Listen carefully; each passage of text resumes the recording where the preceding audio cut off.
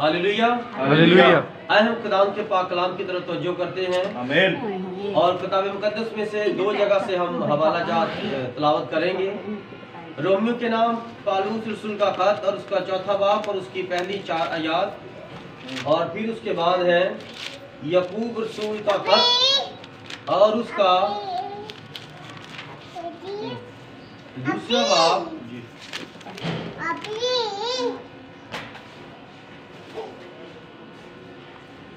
और उसकी 21वीं आयत से लेकर 24वीं आयत तक। आमीन। जल्दी से जिनके पास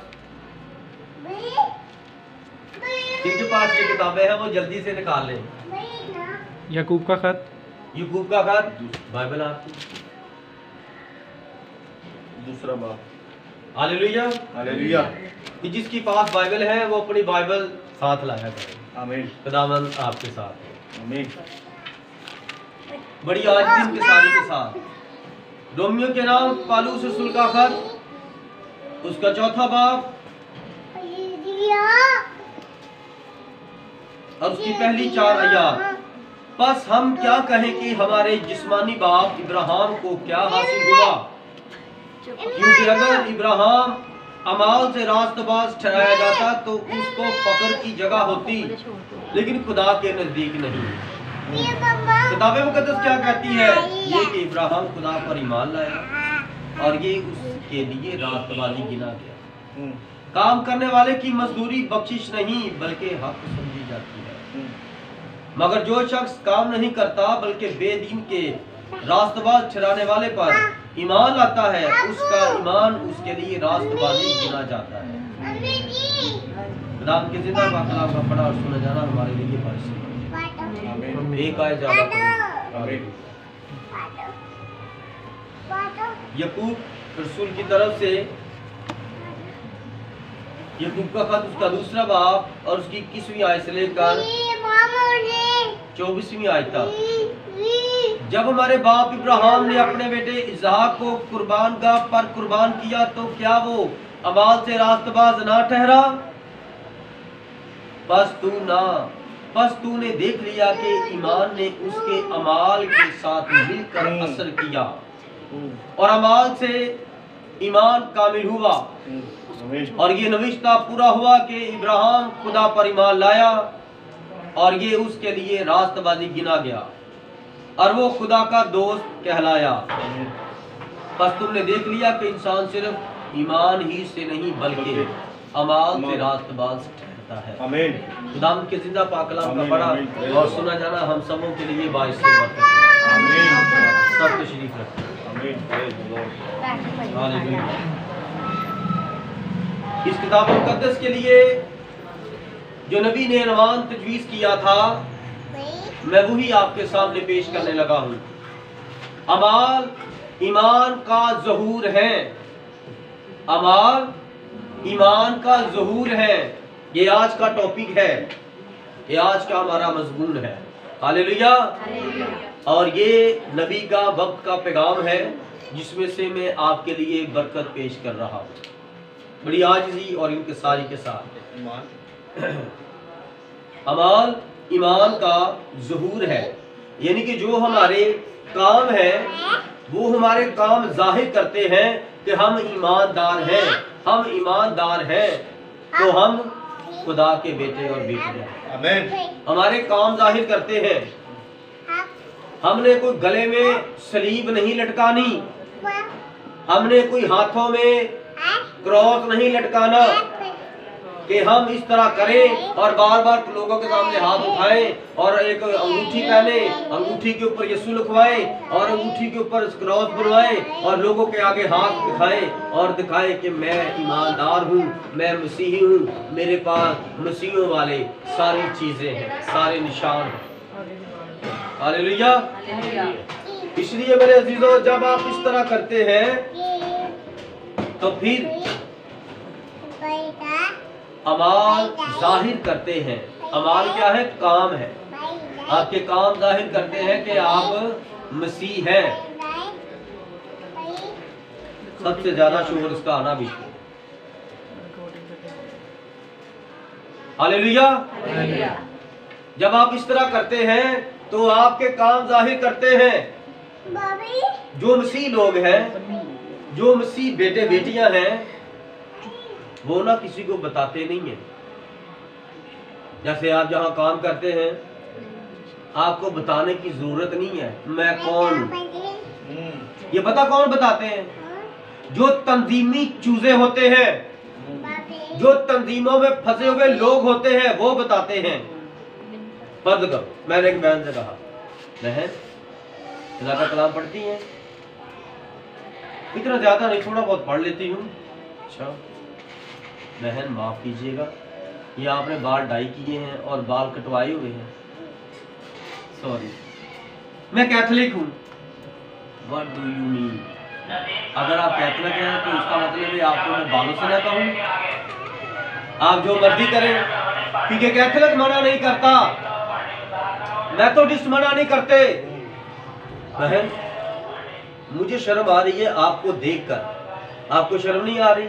आपने इतना टाइट कपड़ा पहना है, जिसे कहते भी टाइट सर, कि वो जिस्म के साथ चिपका हुआ है, और आपने ये पहना है और लोगों को दिखा रही है ये मेरा जिस्म इस तरह का है।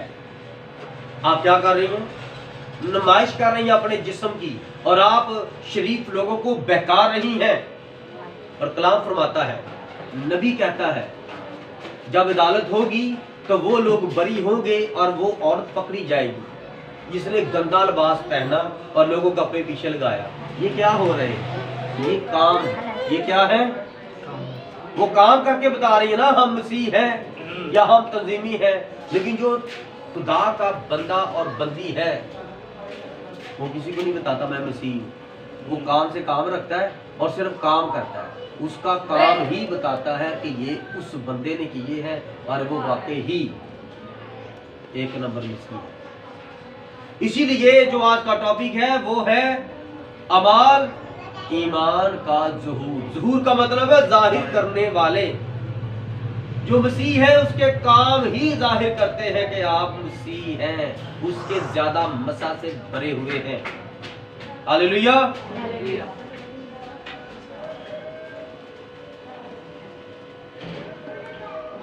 बड़ी आजिज़ी के साथ नबी कहता है, 1965 की बात है, 1965 से एक साल पहले 1965 में नबी ने एक नबूवत की, और उस नबूवत में नबी ने क्या बयान किया? नबी के पास एक शख्स दुआ करवाने के लिए आया और उस शख्स को डॉक्टरों ने डरा दिया था। डॉक्टरों ने बता दिया था उसके गले में सोजिश रहती थी, जिसको इंग्लिश में MUMPS मम्स कहते हैं, और इसका मतलब है गले की स्वेलिंग, सोजिश यहां होगी या यहां होगी या यहां पर होगी। और डॉक्टरों ने कहा तुम लड़की नहीं पैदा कर सकते, तुम लड़की नहीं पैदा कर सकते। उसके ज्यादा बेटे थे, जिसके ज्यादा बेटे होते हैं, 2-3 बेटे होते हैं, वो दुआ करता खुदा खुदा मुझे बेटी दे। और जिसके पास कुछ नहीं होता वो कहता बेटी ही दे दे। ऐसा नहीं है, अपने ईमान को चेक करें। आज ये कलाम ईमान का है। मैं विजिट पे था, भाई शरून की दादी कहती ये नीचे देखें। मैंने कहा नीचे क्या? आप देखे तो सही। मैं कहा शायद भाई की शिकायत कर रहे हैं। जब मैंने 4 पे के नीचे देखा तो 4 पे के नीचे छोटा सा पंघूड़ा पड़ा हुआ था, और बहुत सी और चीजें थी जो आने वाले बेबी के लिए उन्होंने परदादे और परदादी ने बनाई थी। हालेलुया। कहते हम चाहते हैं कि खुदा हमारे बेटे को लाद दे और हमने उसकी ये देखें किस तरह करनी है। मैं क्या माँ जी, खुदा को बरकत, आप ईमान रखें। और वहीं से मुझे एक मौका मिल गया उन बुजुर्गों के साथ कलाम पेश करने का। मैंने कहा खुदा के कलाम में लिखा है कि आपने आज तक कभी ये बात नहीं सुनी कि खुदा का कलाम मना करता है कि औरत सोना ना पहने। कहती मैंने तो पीतल के पहने, पीतल की बालियां। मैं कहा जब पीतल एक हल्की धात है और सोना जो धात है बहुत महंगी है, जब खुदा ने उसको मना किया है, तो जब हम मिस्र से लोगों को निकलते हुए देखते हैं तो माँ जी वहाँ पर उन्होंने पीतल भी पहना था, सोना भी पहना था, चांदी भी पहने थे, लकड़ी भी पहने थे, पत्थर भी पहना हुआ था। खुदा ने फरमाया मूसा इनसे कह दे कि अपने गले से, अपने पैरों से, अपने हाथों से, अपने कानों से जो यहाँ यहाँ यहाँ यहाँ यहाँ छेद करती है, यहाँ छेद करती हैं और यहाँ पर छेद करती हैं, ये सारे उतार दो। ऐसा ना हो कि मैं इनके दरमियान से गुजरूं और मैं इनको मार डालूं। मुझे समझ नहीं आ रहा, मुझे समझ नहीं आ रही। आज औरतों को तोते की तरह समझाते हैं कि खुदा के कलाम में ये लिखा है। अच्छा, वो हमें 1 मिनट में कह देते हैं ये पादरी बिदती है हमारे बाप की दुआ नहीं करता। इतनी गैरत है हमारे बाप की, दुआ की इतनी गैरत, लोगों को दुआ की गैरत आ जाती है कि मैं ये दुआ नहीं करता तो मैं बिदती हूँ। क्या बात है, गैरत देखो लोगों की, चेक करो। लेकिन ये उनके अंदर तज़ीमी रूह है, शैतान की रूह है कि वो इस बात को आउटपुट करें और मेरे खिलाफ बहुत बात करें। लेकिन खुदा का जलाल जाहिर हुआ। मैंने जब मैसेज सुना दिया और इनके दादे के हाथ में अंगूठी थी, मैंने बताया कि खुदा इन अंगूठियों से मना करता है और खुदा के कलाम में से बताया कि जो सरदार काहिन था उसके सीने पर सीना बंद खुदा ने कहा बनाकर पहन और उसके ऊपर इसराइल के 12 बेटों के नाम लिख और उनके नाम के 12 पत्थर लगा। तो उसने लगाए और उसने 2 पत्थर अपने यहाँ पर दिल के ऊपर पॉकेट बनाकर रखी। उन 2 पत्थरों का नाम था ओरियम कबियम। जब मैंने ये कलाम शरून की दादी और दादी को सुनाया तो क्या हुआ, उनके दिल को, ज़हन को खुदा ने खोला और कलाम सुनकर उनकी दादी उसी वक्त वो बालियां उतार दी। आमीन, hallelujah, God bless, hallelujah, hallelujah. और मेरा ख्याल है मैं मंगल या पीर मंगल को शायद आपके पास गया, कितनी उम्र थी, कितनी उम्र थी उस औरत की। बड़े बड़े पादरियों ने ये बात उसे कही होगी, लेकिन वो वक्त नहीं था। क्योंकि हम जहाँ पर जाते हैं तो कहते हैं खुदा मैं जहाँ पर जा रहा हूँ वहाँ पर मेरा जाना वहाँ पर निजात का बायस। सो उस दिन उन बुजुर्गों की जिंदगी बदल गई। आमीन, हालेलुया, हालेलुया। उन्होंने ईमान नहीं रखा, उन्होंने अमल करके दिखाया कि खुदा मना करता है तो हम उतार दिए। अब मुझे नहीं पता उन्होंने दोबारा पहने या कि नहीं पहने, जो कोका था वो भी उतार दिया। हालेलुया। देखे, उन्होंने सोने का कोका पहना था, उन्होंने वो भी उतार दिया। Praise the Lord, praise the Lord, God bless you brother. Hallelujah, hallelujah. और ये किसके वसीला से हुआ? शरून के वसीला। आमीन। ना वो हमें मिलता ना उसकी दादों तक ये कलाम जाता। वो हमसे मिला और उसके घर में ये कलाम सुनाया गया और उसकी माँ ने खुदावंद का फजल और जलाल देखा, उसके दादे ने देखा, उसकी दादी ने देखा और बहुत सोने देखा। अभी बहुत सारा खुदा का जलाल देखा। आमीन, हालेलुया, हालेलुया। इसलिए मेरे भाइयों, मेरी बहनों, मेरे अजीजों, नबी ने 1 साल पहले नबूवत की और डॉक्टरों ने उसे जवाब दिया कि तेरे गले में स्वेलिंग रहती है, तू औलाद नहीं पैदा कर सकता। अब डॉक्टरों की बेवकूफियां चेक करें। गले में स्वेलिंग है तो तू लड़की नहीं पैदा कर सकता, तो गले में स्वेलिंग हो तो लड़का पैदा होगा। और जिसका भी गला खराब होगा सर्दी से तो वो कहा मेरे लड़का पैदा होगा, मेरा गला खराब। भाई तेरा गला क्यों खराब है? भाई मेरा गला बहुत खराब है। डॉक्टर ने कहा जिसका गला खराब रहता है, स्वेलिंग रहती है, उसके बेटा पैदा होता है। ये क्या हमाकत है? इस तरह शैतान काम करता है, क्योंकि उस शख्स को बेटी चाहिए थी, उसके पास बेटी नहीं थी और डॉक्टरों ने उसको कह दिया तू बेटी पैदा कर, सिर्फ बेटे ही होंगे। जब उसे पता चला कि यहाँ पर नबी ब्रदर ब्रानम आए हुए हैं, जब उनके पास दुआ के लिए गया तो खुदावन ने जो भी उसकी जिंदगी में वाकया हुआ था वो सारा नबी को बता दिया। नबी ने बोल दिया जो रोया खुदावन की तरफ से मिली है, मैंने उसे बताया, लेकिन तुम्हारे बेटी जरूर होगी। खुदावन फरमाता है जो डॉक्टर ने तुम्हें कहा कि तुम्हारे गले में मम्स है और स्वेलिंग रहती है, तुम औलाद नहीं पैदा कर सकते, खासकर बेटी नहीं पैदा कर सकते, खुदा फरमाता है तुम बेटी पैदा करोगे, तुम्हारे घर में बेटी पैदा होगी। आमीन। उसने कहा आज रात वो उस छोटी लड़की को यहाँ पर लेकर आया भी हुआ है। आमीन, आमीन। पिता बेटी पैदा हुई, साल बाद वो फिर खुदावंद के खादिम के पास अपनी बेटी को भी लेकर गया, जो बड़ी खूबसूरत बेटी है उसकी। Hallelujah, hallelujah. तो जो काम डॉक्टर कहते हैं ना, नहीं, यीशु के नाम से वो होगा। आमीन। यीशु के नाम से होगा। आमीन, आमीन। आज आपने थोड़ा सा टाइम देना है, थोड़ा सा ज़हन इधर लगाना है, आपको बड़ी बरकत मिलेगी। हालेलुया। जो ईमान और अमाल है, नबी कहता है वो मियाँ और बीवी है। जो काम है और जो रखते हैं हम ईमान, वो दोनों मियाँ बीवी का दर्जा रखते हैं। और फिर नबी कहता है कलीसिया और पास्टर मियाँ बीवी है। आमीन। और फिर पास्टर जो बीवी है जमीन पर यीशु मसीह की होने वाली दुल्हन, उसको दूल्हे के साथ मिलाने वाला है। आमीन। हालेलुया। हालेलुया। अब आप तो खुदा यीशु मसीह की भेड़े हो, हम तो उसका काम कर रहे हैं। हालेलुया। हालेलुया। इसे कहता है भेड़ चाल। आप हमारे पीछे पीछे चलकर भेड़ों के अच्छे चराहे के पास जाएंगे। आमीन। हालेलुया। हालेलुया। हमारा आपके अंदर कोई अमल दखल नहीं है, हम सिर्फ आपको गाइड करते हैं। जो वो फरमाता है हम वो आपके सामने पेश करते हैं, आमीन। ताकि वो जब आए तो आप तैयार हो, वो आपको ले जाए। हालेलुया। हालेलुया। अब आगे चलते हैं।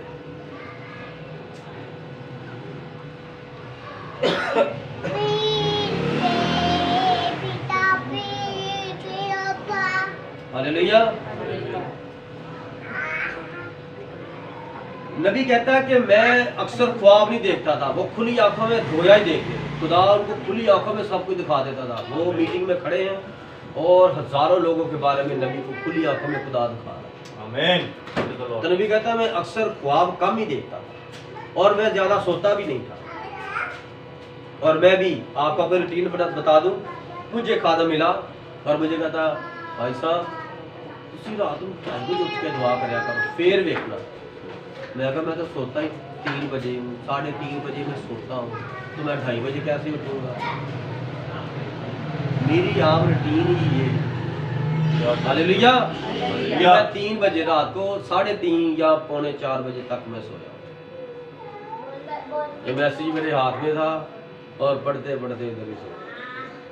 3 बजे उठा हूँ, मैंने टाइम देखा, मैं कहा बाइबल पढ़नी है। मैंने बाइबल की तरफ देखा, मैंने हिम्मत मांगी खुदा से और सुस्ती को दूर भगाया। खुदा रहम का बिस्तर को साइड पे किया, बगैर रजाई के मैं बैठा, चौकड़ी मार के खुदा का कलाम पकड़ा है और मैंने कलाम पढ़ना शुरू किया और कलाम पढ़ा। खुदा की शुक्रगुजारी की, रूह की ताजगी और खुराक मिली। और फिर मैंने अपना बिस्तर बाहर लगाया और बाहर जाकर सोया। और सोते हुए भी मैं दुआ करता रहा दुआ करते करते सोया। जो खुदा के लोग होते हैं, मैं किस तरह आपके लिए बरकत मांगता हूँ, ऐसे नहीं खुदा मेरे साथ था, मैं क्या ही देता हूँ और काम हो जाता है। हालेलुया। अभी एक यहाँ पर अगुवाई आएगी, मैं उसको यहाँ पर बयान पहले कर दूं, उस वक्त भी करूँगा, उस वक्त उसका एक और ही अंदाज होगा। कुछ दिन पहले बुध की रात थी। बुध की रात को मैं और मेरी मिसेज रात 1 बजे दुआ कर रहे हैं। 1:15 बजे फोन आया, भाई मैं ऑपरेशन थिएटर में जा रही हूँ। बाजी आस्तर ने मुझे फोन पे कहा मेरा ऑपरेशन है। ऑपरेशन कौन सा है? Uterus cut off. वो कट ऑफ हो जाएगी। क्यों? क्योंकि उस बहन को हैज का खून जारी था और बंद नहीं हो रहा था और वो कमजोर रही थी और चक्कर आ रहे थे, कभी यहाँ गिरती थी कभी वहां गिरती थी। देखो उस बहन को जिसके 12 साल थे ये पहुंचा। ऐसे नहीं ये बाइबल में बातें। मैं क्या बात आपको कभी 3-4 महीने नहीं हुए। मैं क्या आपके बेटे ने शकील ने मेरे साथ बात की थी, मैंने इसको मना किया था कि ये ऑपरेशन ना हो। मैं ये ऑपरेशन के हक में नहीं हूँ। क्या आपका ये ऑपरेशन हो और डॉक्टर आपको औरत वाली जिंदगी से आपकी जिंदगी खत्म कर दे। याद रखें, जो मर्द अपनी नसबंदी करवाते हैं वो मर्द हिजड़े बन जाते हैं, और जो औरतें अपनी नसबंदी करवाती हैं, इस तरह यूट्रस अपनी आउट करवा देती हैं और बच्चे लाने को बंद करवा देती हैं, वो खुदा के खिलाफ काम करती हैं और वो अपनी नस्ल बदल लेती हैं, जेंडर बदल लेती हैं, वो तीसरी दुनिया में चली जाती हैं। ये शैतान करता है, जिसे कहते हैं प्लानिंग, वो मनसूबाबंदी। कोई मनसूबाबंदी नहीं है। पुराने वक्त में मनसूबाबंदी कौन करता था? खुदा करता था। याद रखिएगा, ये खुदा का मेडिकल बता रहा हूँ, खुदा की साइंस बता रहा हूँ। जब एक बेटी को माहवारी आती है, ये निशानी है, ये माँ बनेगी। और जब एक मर्द को, एक लड़के को एतलाम आता है, एतलाम क्या है? वो वाइट मादा होता है, बहुत चमकदार मादा होता है, और इसका मतलब है ये बाप बनेगा। Hallelujah, hallelujah, hallelujah. और जब बहन ने कहा कि मैं जा रही हूँ भाई, मैं बहुत ज़्यादा परेशान थी, मैं कहा बहन मैंने आपके बेटे को मना किया था। उसने कहा था ठीक है पास्टर जी, मैं अपनी मामा को लेकर आपके पास आऊँगा। मैं कहा मैं तो 2-3 दिन से आपका इंतजार कर रहा था कि आप यहाँ पर हैं, लेकिन आप नहीं आए, और आप देखे अपने बेटे के पीछे लग के अपनी माँ को अमाल के अंदर से आपने खारिज करवा दिया। पहले ही मान रखा था जहाँ तक जी रही, जब दुआ करवाती है, मैंने कहा यही हमारी जंग है। अब इसी तरह हमें बीमारियाँ लगाता है, हमें खुदा से दूर करता है कि तुम ये बीमारी लगाए तो नापाकी में रहो और तुम दुआ ना करो। हालेलुया। याद रखिएगा, 7 दिन लिखे हैं इस्राएल के लिए, इस्राएल की बेटियां 7 दिन तक दुआ मत करें। तो जो दुआ नहीं करती, खुदा कर उनके साथ रहता है। सवाल उठा, रोज 7 दिन एक और दुआ नहीं करे, 20 वर्ग लाएगा? कैसे वर्ग लाएगा? उसने खुदा के कलाम पर अमल किया है। जब तक नसीहत में, मैं खुदा का खातम होने के नाते आपसे गुजारिश करता हूँ, जब तक हैज का खून आता है आप दुआ नहीं कर सकते, नापाकी में है। और जब हैज का खून बंद हो जाए, 3वें दिन बंद हो, 4वें दिन बंद हो, 5वें दिन बंद हो जाए, आप शाम तक चेक करें, उसके बाद खुदा उनके हजूर बैठ जाए, आप पाक हैं। हालेलुया। आपने खुदा के कलाम पर अमल किया, अमल किया, खुदा आपको बरकत देगा। मैंने कहा मैं जा रही हूँ, बस मेरे लिए, मैं कहा बहन मैं दुआ करूँगा, लेकिन मैं चाहता हूँ कि ये आप ना। और मैंने भाई को भी बता दिया, भाई शाम को भी, कि मेरी दुआ है कि खुदा अपना जलाल ज़ाहिर करे और रहम करे। मेरी मिसिस गवाह है, मैंने क्योंकि अपनी मिसिस के सामने मैंने ये दुआ की, ऐ खुदावन इस बेटी आस्तर पर रहम कर, क्योंकि खुदावन तू जानता है कि ये तेरे नाम पर ईमान रखते हुए यहाँ तक पहुँची है। लेकिन खुदावन उसका बेटा जो मेडिकल में है, वो चाहता है, अबलीस उसका ज़हन बंद कर दिया है तेरी तरफ से, वो चाहता कि ऑपरेट हो जाएगा तो मेरी माँ बच जाएगी, लेकिन ऐसा नहीं है। खुदावन मैं चाहता हूँ कि वो मुकम्मल औरत रहे। ऐ मेरे खुदावन, मैं तेरे की मिन्नत करता हूँ, खुदा पाक खुदा यीशु मसीह के नाम से डॉक्टर शर्मिंदा हो, ये ऑपरेशन ना हो और तेरा यीशु नाम जलाल पाए। और बहन को मैंने कहा था मैं दुआ करूंगा, मेरी मिसिस से पूछ ले, वो आपके दरमियान बैठी है, आप बाद में डिटेल में बात कर सकते हैं उसके साथ, क्योंकि किसी की भी अगर आपने ज़िंदगी को जांचना है तो आप उसकी बीवी से पूछ सकते हैं। हालेलुया। और मैं शुक्रगुजार हूँ कि उस दिन बीवी मेरी मेरे साथ दुआ में ठहरी थी, और उसको ये बड़ी अजीम दुआई का सारा वाक़या मालूम है। Hallelujah, hallelujah. और रात को 3 बजे फिर फोन आया, पास्टर जी सलाम बेटा, दुआ में थे, हाँ जी, वो ऑपरेशन नहीं हुआ, यही दुआ की थी, खुदा के शुक्र। और बेटी सहर कहती कि मैं डॉक्टर के सामने कह रही थी कि हमारा पास्टर यही कह रहा था कि ये ऑपरेशन नहीं होगा, तो डॉक्टरों ने कहती, डॉक्टर नर्सों ने मेरी तरफ ऐसे देखा। मैंने कहा हाँ, हमारे पास्टर ने पहले कह दिया था कि ये ऑपरेशन नहीं होगा, क्योंकि ये खुदा के खिलाफ है।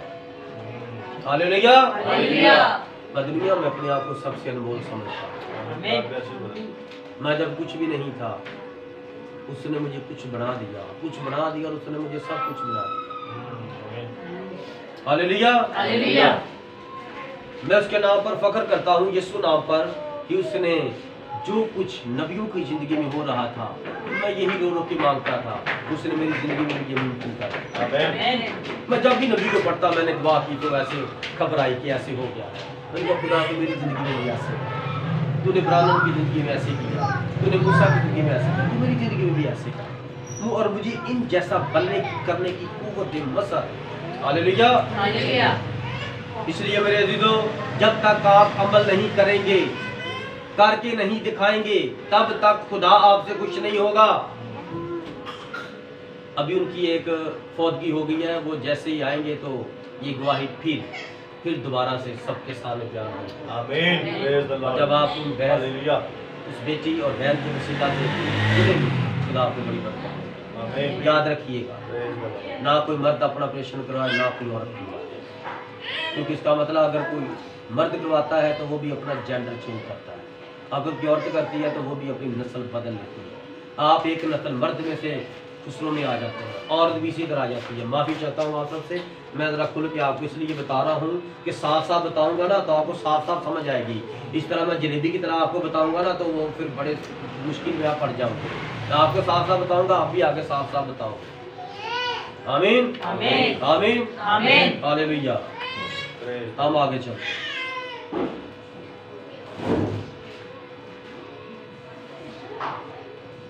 नबी कहता है कि मैं ख्वाब कम देखता हूं। नबी ने ख्वाब देखा। ख्वाब में नबी ने क्या देखा? एक जवान आदमी को जजीरों में जकड़ा हुआ है, वो छुटकारा पाने की कोशिश कर रहा है। और मैंने कहा, और किसी ने मुझसे कहा और बताया कि ये भयानक किस्म के लोग हैं और इनके साथ कुछ वास्ता न रखो। और आगे मैंने इस जवान आदमी को जजीरों में से बाहर आते हुए देखा। सो मैंने उसे अकेले रहने दिया और मैंने सोचा कि मैं देखूंगा कि ये क्या करता है। और वो बाहर आ गया और एक अच्छा आदमी था। और मैंने क्या देखा कि लोग भी निकलने की कोशिश कर रहे थे। और अब ये सिर्फ एक ख्वाब ही है। नबी एक ख्वाब ही बयान कर रहा है। और मैं एक तरफ होकर चल पड़ा और मैंने भाई राय बॉर्डर्स को देखा, जो नबी का बहुत अच्छा दोस्त है, वो भी साथ था और कैलिफोर्निया में रहता है। और ऐसे लगता है जैसे कोई कहीं पर खराबी है। उसकी आंखें आधी बंद थी, जैसे कोई बहुत बड़ा कैंसर या ऐसी कोई चीज उसकी आंखों पर हो और कोई मुझे उसकी तरफ से दूर खींच रहा था। मैं चला उठा भाई बॉर्डर्स, यीशु मसीह के नाम में इसमें से बाहर निकला। वो बहुत ही मुश्किल के साथ बोल सकता था और कहा, भाई ब्रानम के ये इससे ज्यादा कुछ नहीं है, मैं इसको पकड़े नहीं रख सकता। भाई ब्रानम, मैं इसको नहीं पकड़े नहीं रख सकता। मैंने कहा, ओ भाई बॉर्डर्स, मैं उससे प्यार करता हूँ और किसी चीज ने मुझे दूर खींच लिया। और मैंने देखा कि वहां पर एक औरत खड़ी थी। जब मैं छोटा बच्चा था, मैं किराने की दुकान से लोगों का सामान उनके घर में लाया करता था। नबी अपने बारे में बता रहा, और उसका नाम मिसिस फेंटन था। वो जेफरसन विला में रहती है और वो मेरी और मेरी बीवी की दोनों की एक अच्छी दोस्त है। उसने कहा, भाई ब्रह्म, हमें इससे छुड़ाइए, ये दोजख का घर है। और कहने लगी कि आपको गलतफहमी हुई है, आपने उन लोगों को भी गलत समझा है, ये लोग अच्छे हैं। और मैंने उस तरफ निगाह की और एक बड़े तहखाना की तरफ, जहां बड़ी बड़ी द्वारें थी और इसके निचली तरफ एक कार थी। और वहां बहुत बड़ी बड़ी और मोटी दीवारें, 8 से 10 इंच लोहे की सलाखें थी। और लोग अपना ज़हनी तौर पर ठीक नहीं थे, अपना ज़हनी तौर खो चुके थे। और उनके बाजू और टांगे मुड़ी हुई थी। बाजू भी मुड़े हों और टांगे भी मुड़ी हो तो कैसे होंगे? और तहखाने के अंदर बंद है। नबी कहता है कि हमारी मदद करें। नबी कहता है, वो कह रहे हैं हमारी मदद करें, हम मुश्किल में हैं। मैं उसको जानता हूँ, वो चर्च ऑफ क्राइस्ट के साथ मुंसलिक हैं। या मैं ईमान रखता हूँ कि चर्च मसीह चर्च में, जो भाइयों का चर्च कहलाता है, ब्रदर चर्च के साथ ताल्लुक रखती है। इस तरह मैंने उसके इर्द गिर्द देखा और मैंने कहा कि मैं चाहता हूँ कि मैं कुछ ऐसा कर सकूं। और मैं अपने छोटे से वजूद के साथ आगे बढ़ा और इर्द गिर्द देखा, और वो बड़ी बड़ी सलाखें, जहाँ वो बेचारे लोग जो उसके अंदर थे, जहाँ आप उन तक पहुँच नहीं सकते, वो लोहे की सलाखें बहुत नजदीक थी। और मैंने देखा कि वो अपने सरों पर उनको ऐसे मार रहे थे जैसे कि वो अपना दिमागी स्वाद खो बैठे हो, ऐसे सलाखों के साथ टकरे मार रहे थे और वो पागल हो चुके थे और उनके बाजू और टांगे मुड़ी हुई थी। और मैंने वहां इर्द गिर्द कुछ रोशनियां चमकती हुई देखी और ऊपर यीशु मसीह को 7 रंगों वाली कोसे कज़ाम में उसके इर्द गिर्द खड़े हुए देखा। एक आपके घर में भी हाला बना था, आपका स्तूप बड़ा था उस कमरे में जो आपके चाचू ने देखा था, और उसने गवाही दी कि यहाँ पर मैं आपका स्तूप देख रहा हूँ। और मैंने जब देखा तो मैंने महसूस किया और मुझे पसीना आ गया, मुझे उसकी लो लगना शुरू हो गई। और ये कहाँ पर वाक़या हुआ? जब मैं कलाम सुना रहा था और आखिरी दुआ कर रहा था, और ये भाई शरून के घर में एक कमरे में ये वाक़या हुआ था। जब आप इस तरह का ईमान रखोगे तो खुदा आपकी जिंदगी में ऐसा जलाल ज़ाहिर करेगा। हालेलुया। उसने कहा कि बहुत बातें करता है ये शरून आपके बारे में पास्टर तारिक। मैंने कहा मैं उससे जरूर मिलूंगा और जब उसने इतना तजस्सुस और ईमान रखा कि ये पाकिस्तानी क्या चीज़ है, उसे पता चला कि ये तो खुदा का खादम है और कुछ आमीन आमीन हालेलुया। हालेलुया। और यीशु मसीह को 7 रंगों वाली कौसे गदा में जो बड़ी बारिश होती है उसके बाद 7 रंग होते हैं। यीशु मसीह उन 7 रंगों के अंदर उसके इर्द गिर्द खड़ा देखा। किसने देखा? नबी ने देखा, ख्वाब में देखा। वो सीधा मेरी तरफ देख रहा था और उसने कहा कि इन लोगों को छुड़ा, और वो ये कहकर चला गया। नबी को एक खिदमत मिल गई, एक काम मिल गया। और मैंने सोचा कि मैं इनको किस तरह छुड़ा सकता हूँ। मेरे बाजू में इतनी ताकत नहीं है कि उन लोहे की सलाखों को तोड़ सकूं। और मैंने कहा, ऐ दोज़ख के घर, यीशु मसीह के नाम में इन लोगों को आजाद कर। और फिर सब कुछ टूटना शुरू हो गया और फिर चट्टानें सिड़क गईं और सलाखें गिर गईं और लोग दौड़ते हुए ऊंची आवाज में चला रहे थे कि हम आजाद हैं, हम आजाद हैं। वो अपनी ऊंची आवाज के साथ चीख रहे थे कि हम छुड़ाए गए हैं, हम छुड़ाए गए हैं, हमें यीशु मसीह ने छुड़ा लिया है। Hallelujah, hallelujah. देखो ये ख्वाब की बात थी। ख्वाब में यीशु मसीह मिले, लोगों को दिखाया और नबी ने दुआ की और वो लोग वहां से आजाद हो गए।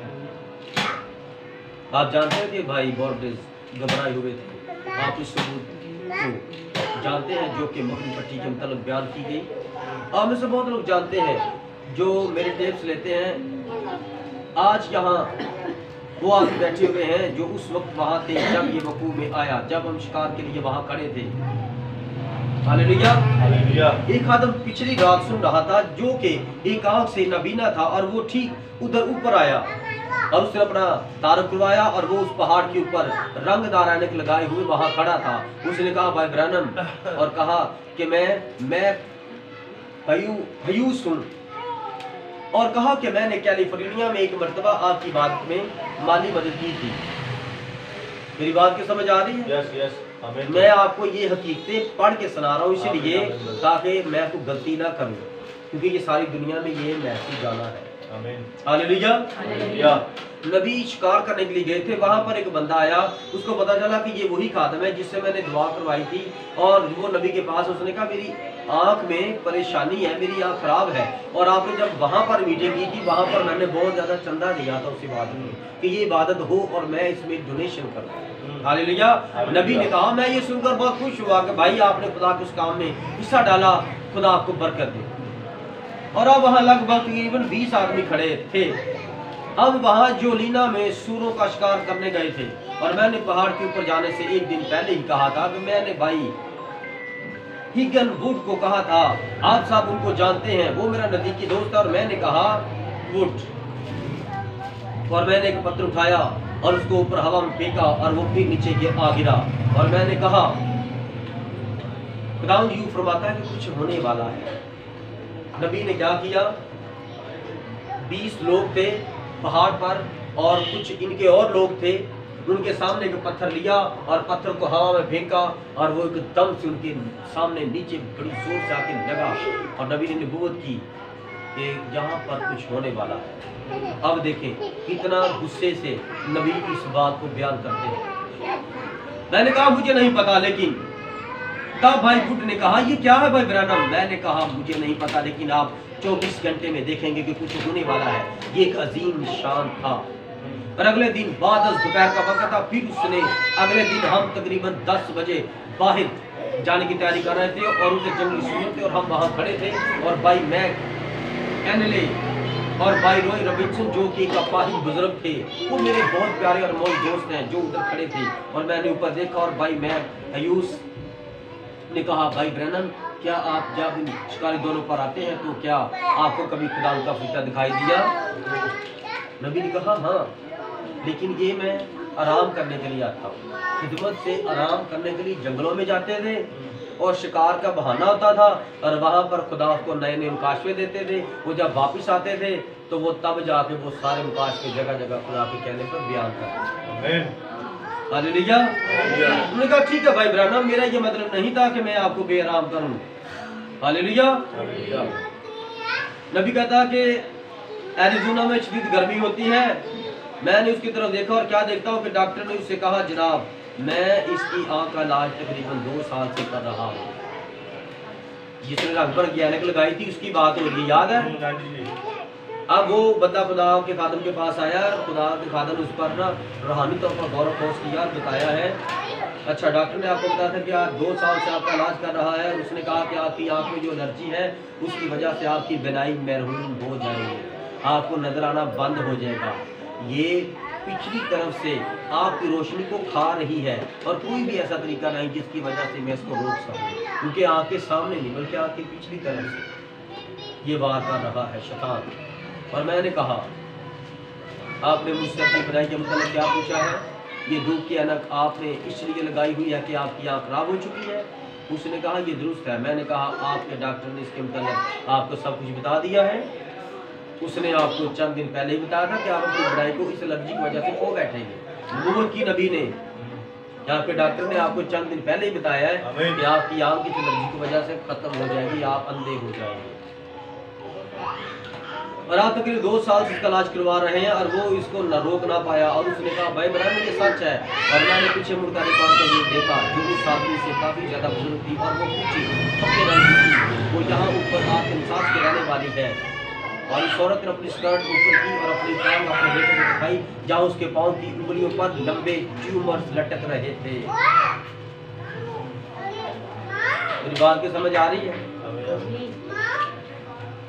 और उसने अपने बेटे से कहा कि अगर तुझे भाई बराना मिले तो उनसे कहना मेरे लिए दुआ करें ताकि मैं शिफा पाऊं। मैंने उससे कहा जब एक भाई जिसकी मां ने अपने बेटे को अपनी स्कर्ट ऊपर करके अपनी टांगों पर लंबे लंबे ट्यूमर दिखाए और उसने कहा कि जब तुम भाई ब्रानम को मिलो तो उससे कहना कि मेरी मां के लिए दुआ करें, उसको ये परेशानी है। जब वो भाई ब्रदर ब्रानम के पास गया इससे पहले कि वो बंदा बोलता, भाई ब्रदर ने कहा, मैंने उससे कहा तुम्हारी माँ सफेद बालों वाली बुजुर्ग औरत है? उसने कहा जी सर। और उसने अपनी स्कर्ट ऊपर उठाई थी? उसने कहा यस सर। और अपने पाँव से जराब उठाकर उनको अपने पाँव दिखाया था? उसने कहा यस सर। और कहा कि अगर मैं तुमसे मिलूं तो इस मर्द के लिए दुआ करने को कहना। उसने कहा ओ रहम। मैं पीछे की तरफ मुड़ा और उसको बगैर आने के खड़े हुए देखा। मैंने कहा खुदा क्यों फरमाता है खुदा ने तेरी आँख को अच्छा कर दिया है और तेरी माँ भी शिफा पा गई है। आमीन। Praise the Lord, praise the Lord. Hallelujah, hallelujah. देखा 2 नबूवतें और शिफा एकदम। Praise the Lord. एक मर्द की ऐनक चली गई, ऐनक उतर गई। हालेलुया। ऐनक से याद आया, मैं अपनी मिसेस के बारे में ऐनक की गवाही देने लगा। जब मेरी शादी मिसेस के साथ हुई तो मेरी मिसेस टीचिंग करती थी और स्टडी करती थी। उसकी आंखें कमज़ोर थी तो वो ऐनक पहनती थी। उसकी 2 इधर बहनें भी बैठी हुई हैं और ये बात जानती हैं। तो जब से मैंने अपनी बीवी के पास आने देखी, पहली रात ही जब इसने अपने पूरे सैन निकाली कि ये मेरी ऐनक है, मैंने कहा आप ऐनक पहनती है? कहती हाँ मुझे ऐनक का नजर नहीं आता स्टडी की वजह से। मैंने कहा ये ऐनक अब गई। हालेलुया। तकरीबन 9 साल हो गए हैं या इससे थोड़ा आगे पीछे, तब से अब तक मेरी बीवी ने ऐनक नहीं पहनी। आमीन। Praise the Lord. Hallelujah. Hallelujah. ये क्या है? फिर मेरी मिसेस को गाड़ी देखकर उल्टियां आनी शुरू हो जाती घर में ही कि माँ ने कहना चलो हमने जाना शादी पर, तैयार होते किसी के घर जाना, तैयार होते होते इसकी तबीयत खराब हो जाती। सब बच्चों ने खुश होना और इसने परेशान होना। इसने कहना मैंने जाना भी है लेकिन मुझे उल्टियां भी आनी शुरू हो गई। शादी के बाद मेरी जिंदगी में सिर्फ एक बार उल्टी आई है, क्योंकि शादी के 1 हफ्ते बाद मैं कसूर अपनी बहन के साथ गया, बहन के पास गया। तो वहाँ पर रास्ते में एक उल्टी आई थी, उसके बाद आज तक उल्टी नहीं आई। आमीन। Praise the Lord. ये बड़ी खतरनाक बीमारी थी, उसको बचपन से थी। किसने खत्म की? यीशु। हालेलुया। आज का टॉपिक क्या है? अमाल से ईमान का ज़हूर। हालेलुया। आपको पता है आप खुदावंद आप सबको बरकत दे। आपकी वजह से ये बच जाते हैं। आप पहले बोल पड़ते इसलिए कि आप बोल मैं इनसे हालेलुया। तेरा शुक्र। हालेलुया। मैंने कहा बातें ना करें। उसने कहा इसका क्या मतलब है? ये जंगल के अंदर ही है। तकरीबन उसी वक्त मैं पीछे मुड़ा। अब वो आदमी यहाँ बैठा हुआ है जो वहां खड़ा था। मैंने भाई रॉय बॉर्डर्स और भाई रॉय रॉबिन्सन से कहा और अपना हाथ उनके कंधे पर रखा, क्योंकि वो बुजुर्ग थे। मैंने कहा भाई रॉय किसी चीज के नीचे चले जाएं, जल्दी करें, कुछ होने वाला है, जाओ जल्दी से किसी गार में छुप जाओ। उन्होंने कहा भाई ब्रैनम क्या होने वाला है? उन्होंने कहा जाओ जल्दी से चले जाओ, क्योंकि उसको नजर आ रहा था आसमान खुलने वाला है और यहाँ पर कुछ होने वाला है। मैंने कहा बातें ना करें, बल्कि किसी चीज के नीचे जल्दी से छुप जाएं। मैं मुड़ा और मैंने वहां एक जगह से बेलचा उठाया और मैं उनसे दूर चला गया, क्योंकि मैं जानता था कि ये काम उस जगह वकूफ में आएगा जहां मैं था। इसी नबी ने कहा कि मुझे अकेला छोड़ दो, जाओ जाके छुप जाओ। और वो उनसे बेलचा लेकर वहां पर एक दूर जगह पर जाकर तो वहां पर मिट्टी उठाने लग गया। क्या हुआ? गौर करें, बिल्कुल ठीक उस बहुत बड़ी खाई के बिल्कुल साथ ही उस जगह पर आसमान से भगोले की सूरत में आग नीचे आई। शू, ये खाई है, यहाँ पर नबी काम खड़े हैं बेलचा लेकर और आसमान से आग नाज़िल हुई खाई के अंदर। शू, और वहां पर ऐसे तहस नहस हो, 3 बार ऐसे हुआ। और नबी ने अपने दोस्तों को, अपने बुजुर्गों को जो उसके साथियों को कहा जाओ छुप जाओ, कुछ होने वाला, तुम आवाज सुन लेना, तुम देखना ना, क्योंकि तुम्हारे देखने की ये काम और बातें नहीं है। मैं इसलिए देख रहा हूँ क्योंकि खुदा का रूह मेरे अंदर है, मुझे मरने से बचाएगा, लेकिन तुम नहीं, जाओ छुप जाओ। हालेलुया। और पहाड़ से चट्टानों और सैकड़ों गज तक दरख्तों को चीरती हुई गुजर गई। किस किस को? पहाड़ों को, चट्टानों से और सैकड़ों गज तक नीचे जितने भी दरख्त थे इस तरह शू कर चीर के। तो कितनी खौफनाक आवाजें थी। जब पत्थर के ऊपर आप आग लगाएं, फर्श के ऊपर आग लगा दें और देखिए कैसा धमाका होता है, तो वहां पर कैसा धमाका, जो आसमान से आग नाज़िल हुई और नबी ने देखा और सुना। बिल्कुल ठीक उस बहुत बड़ी खाई में ये सब सारा वाकया हुआ। और क्या हुआ? जहां मैं खड़ा था हर कोई दौड़ रहा था और वो ट्रकों और दूसरी चीजों के अंदर दाखिल होने की कोशिश कर रहे थे। वो आग दोबारा ऊपर की तरफ गई और उसने बहुत जोर के साथ खर्च की आवाज पैदा की और फिर आसमान में लौट गई और फिर नीचे आई और इस तरह 3 बार हुआ। और जब ये सब कुछ खत्म हो गया तो वो सब मेरे पास आए और मुझसे पूछा, भाई ब्रैनम ये क्या हुआ? हालेलुया। नबी ने क्या कहा? मैंने कहा मैं आपको बताना चाहता हूँ कि ये अदालत का निशान है। मैं आपको पहले भी बता चुका हूँ, जब भी किसी जगह पर आसमान से आग नाज़िल होती है और ज़ल्ज़ले आते हैं, तूफान आते हैं, उस जगह पर अदालत होने वाली है। Hallelujah, hallelujah. किसी भी मुल्क में ज़ल्ज़ला और तूफान देखें, बारिश देखें और आग नाज़िल हो, वहाँ पर अदालत होने वाली है खुदा की तरफ से। कुछ ही दिनों में मगरिब में बहुत बड़ा ज़ल्ज़ला आने वाला है और ये रुकेगा नहीं। कैलिफोर्निया और लॉस एंजल्स डूब जाएंगे, ये नीचे की तरफ जा रहे हैं, ये समंदर में सिरक जाएंगे। और इसके 2 दिन बाद ही अलास्का के ज़ल्ज़ले ने अलास्का को हिलाकर रख दिया। और जब कैलिफोर्निया में मेरी आखिरी इबादत थी, जबकि मैं मुनादी कर रहा था और जब तक मैं गली में ना निकला तब तक कुछ भी वकूफ पजीर ना हुआ।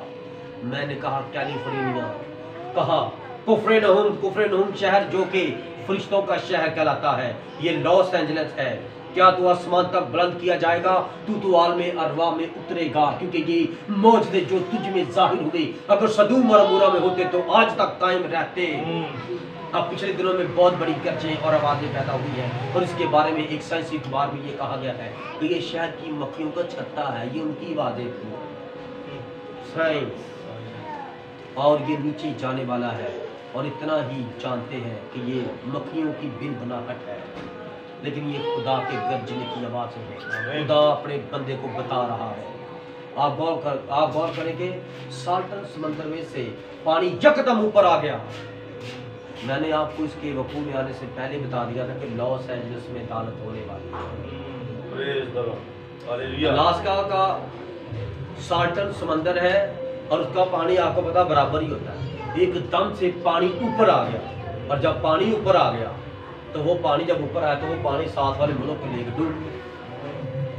तो यही नबी ने पहले बताया था कि कैलिफोर्निया और लॉस एंजल्स, आप इसको नेट पे सर्च कर सकते हैं आप सब के लिए कि मैं जो बातें नबी के बारे में बता रहा हूँ ये झूठ मूठ नहीं है, ये सचमुच है, ये हो चुका है, ये तारीख लिखी जा चुकी है। आप इसको पढ़ सकते हैं, नेट पर आप जाकर ये लिखें तो ये आपके सामने आ जाएगा और आपके सामने खुदावंद के बंदा की नबी की गवाही होगी। हालेलुया। कुछ बातें होती हैं जो मैं इस तरह आपको पढ़ के बताता हूँ ताकि मैं उसको गलत बयान ना करूँ। आमीन। अभी तो मैसेज शुरू भी नहीं हुआ, अभी तो मैसेज की बुनियाद रखी जा रही है। क्या आज का अनुमान है? Hallelujah, hallelujah. मेरे अजीजों, नबी कहता है मेरा भाई जैक मोर बहुत अच्छा मेरा दोस्त है, मेरा भाई है और बहुत अच्छा खिदमतगार है और बड़ा ही आला बयान करता है कलाम को। नबी ने कहा कि डेस्क के ऊपर एक तहरीर लिख रखी हुई थी और लिखा था कि आज रात उन्होंने मेरे लिए हदिया इकट्ठा किया है। नबी कहता ये ज़रूरी नहीं है, क्या मेरे लिए हदिया इकट्ठा किया करें, मेरे लिए हदिया इकट्ठा ना करें, खुदा जितना मुझे दे रहा है बस मेरी गुजर बसर हो रहा है। जहाँ भाई जैक मुझे बताने की कोशिश कर रहे थे और मेरी बीवी उधर बैठी हुई थी, उस वक्त हम और बच्चे वहाँ उन पुराने कमरों में रहते थे। वो दरवाज़ों को बंद करने के लिए उसके आगे एक कंबल लटका देती थी ताकि बच्चों को नमूनिया, सर्दी ना लग जाए, नमूनिया ना हो जाए। और उन्होंने मुझसे कहा भाई ब्रहण ऐसा ना करें, इसलिए आपको वो मामला याद होगा। उन्होंने हदिया उठाया, मुझे याद नहीं कितने $1000 का हदिया इकट्ठा हुआ था और मैंने कहा ओ भाई जैक इसको वापस ले जाए, मैं आपका हदिया ये नहीं रखने वाला, ये खुदा का हदिया, खुदा का पैसा है। उन्होंने कहा नहीं, आपके पास घर नहीं है, आप ठीक खिदमत करते हैं, ये आपका हक है, आप इसे जगह। हालेलुया। और नबी कहता है कि मेरे भाई ने जो मेरे लिए इतनी मोहब्बत की, मेहनत की, फिर उस हदिये से पता नहीं कितने $1000 था, उससे मैंने जगह खरीदी, घर बनाया और खुदावंद के लिए उसको खोला। हालेलुया। और मेरी बीवी ने इसको कलीसिया की तरफ से तोहफे के तौर पर कुछ सालों तक रखा। देखो खुदा की बेटी हदिया ले लिया $1000 और फिर भी इसको खर्च नहीं कर रहे।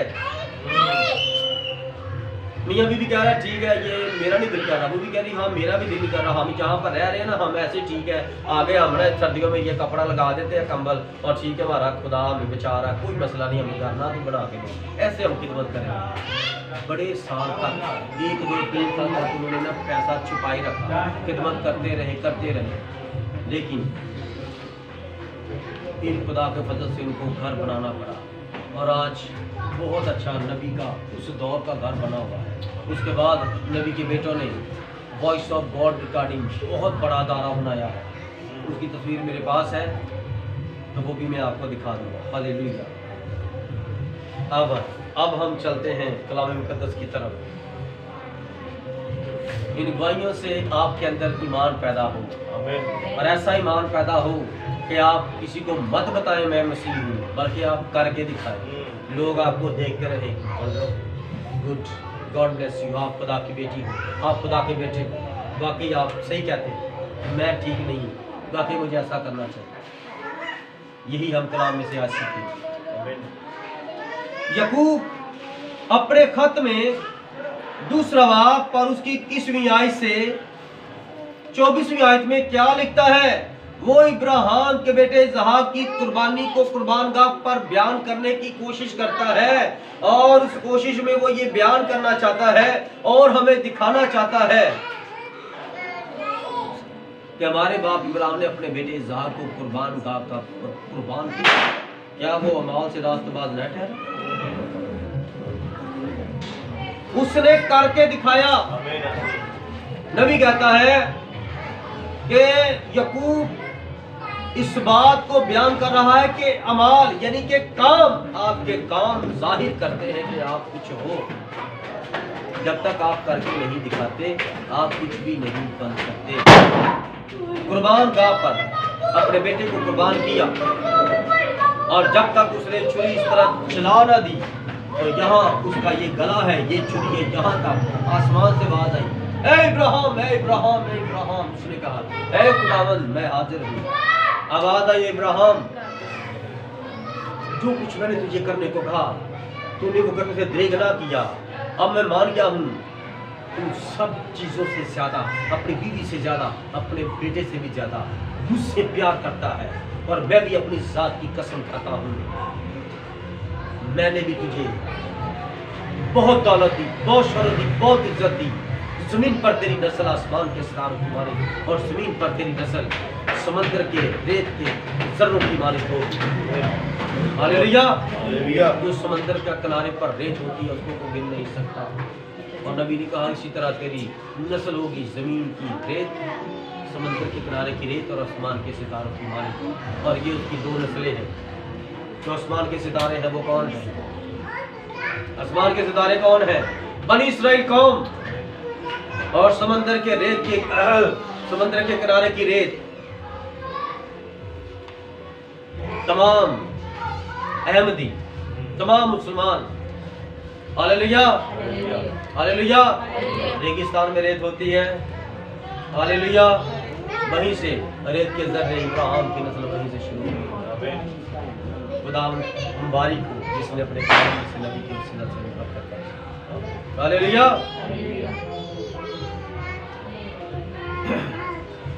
आप देखो, और उसके बाद हम देखते हैं जो पालूस रसूल है वो क्या कहता है।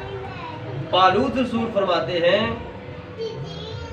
किताबे में कहते हैं कि इब्राहिम खुदा पर ईमान लाया और ये उसके लिए रास्तबाजी गिना गया। काम करने वाले की मजदूरी बख्शिश नहीं बल्कि हक समझी जाती है कि इब्राहिम ने खुदा पर ईमान रखा। ईमान क्या रखा? क्या ईमान रखा था इब्राहिम? ठीक है, मेरे खुदा ने कह दिया कि मैं तुझे औलाद दूंगा, तो उसने ईमान रखा, ठीक है खुदा मुझे देगा। वक्त गुजरता गया, वो बूढ़ा होता गया, 100 साल का हो गया, 25 साल उसने इंतजार किया और इब्राहिम ने खुद इतना लंबा अरसा करवा लिया। क्योंकि पहले खुदा ने फरमाया तो अपने लोगों को छोड़कर निकल, वो नहीं निकला तो अपने भतीजे को ले लिया, अपने बाप को ले लिया। जब उसका बाप मरा फिर खुदा उसका जाहिर हुआ, फिर वादा उसके साथ किया कि मैं तुझे दूंगा। फिर उसका भतीजा रह गया, फिर भतीजा से जुदा हुआ, फिर खुदा उस पर जाहिर हुआ कि मैं आने वाले मौसम बहार में तेरे पास फिर आऊंगा और तेरी गोद में, तेरी बीवी की गोद में एक बेटा होगा, उसका नाम इसहाक होगा। हालेलुया। और वो कमजोर होता गया, कमजोर होता गया, कमजोर होता गया और बूढ़ा हो गया, स्टिक के साथ चलना शुरू हो गया। कलाम फरमाता है कि वो औलाद नहीं पैदा कर सकता, औलाद पैदा करने वाली उम्र से गुजर गया है और उसकी बीवी भी औलाद पैदा करने वाली उम्र से गुजर गई है। मेडिकल बताता है, साइंस बताती है, कलाम बताता है कि 60 साल की उम्र में और अब 50 साल की उम्र में, 45 साल की उम्र में, 30 साल, 32 साल, 33, 34, 35 साल की उम्र में हमारी फास्ट फूड खाने से, गलत केमिकल की चीज़ें खाने से बहनों को माहवारी नहीं होती, वो माँ नहीं बन सकती। क्या आप जानते हैं इन बातों को? इसलिए देसी चीज़ें खाएं, फास्ट फूड बहनों को ख़त्म करवा दें। जिस बेटी की शादी होने वाली है वो लाजमी फास्ट फूड छोड़ दे और शादी के बाद ना खाए, शादी के बाद यानी कि छोड़ ही दे।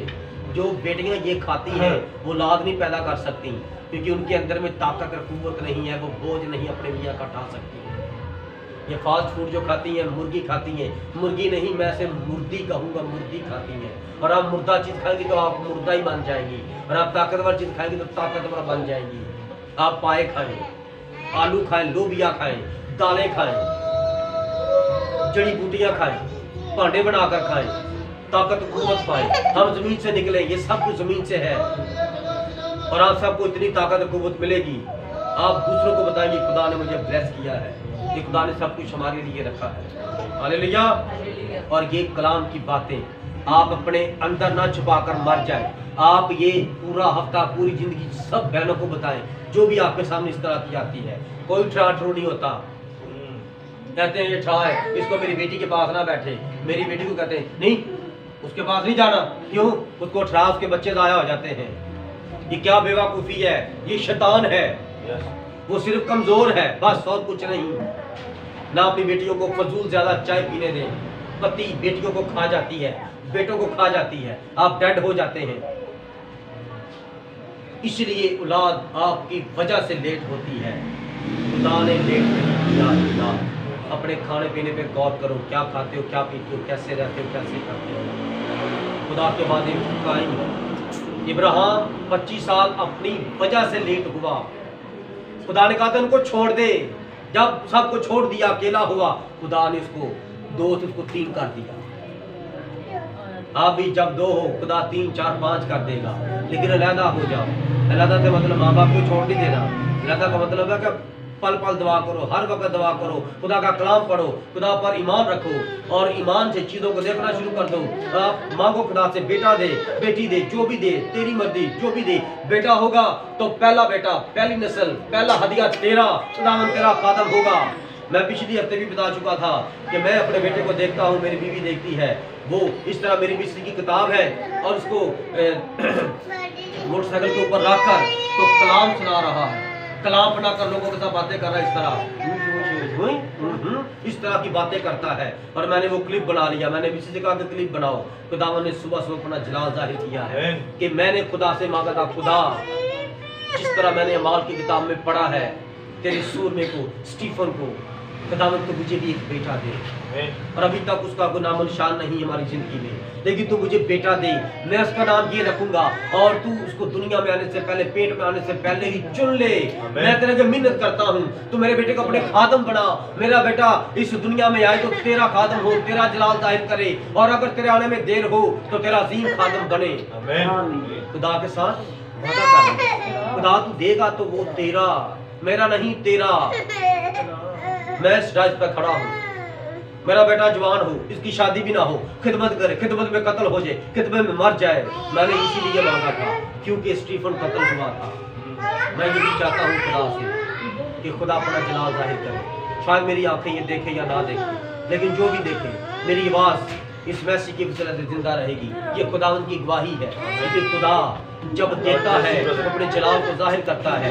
जब जाहिर करता है तो जब ये अगर इस तरह जिस तरह से कत्ल हुआ तो पलूस चुना गया, और जब ये कत्ल होगा तो कितने पलूस उस वक्त खड़े होंगे। इसलिए मैंने उससे इंस्पायर होकर कि खुदा तेरा ये कैसा जलाली बंदा था कि जब तू उसके अंदर जाहिर हुआ तो लोगों ने उसकी सूरत ना पहचानी। इसलिए तेरा रूह मेरे बेटे के अंदर हो और दुनिया जाने कि तूने अपना जलाल स्टीफन में जाहिर किया। Hallelujah, hallelujah. इसलिए आप भी खुदा के साथ कमिटमेंट करें। खुदा ऐसी कमिटमेंट पसंद करता है और उससे पहले अपने आप को दुरुस्त करें। अपनी ज़िंदगी से जब तक झूठ नहीं छोड़ेंगे, खुदा आपकी दुआएं नहीं सुनेंगे। खुदा झूठों को पसंद नहीं करता। हालेलुया।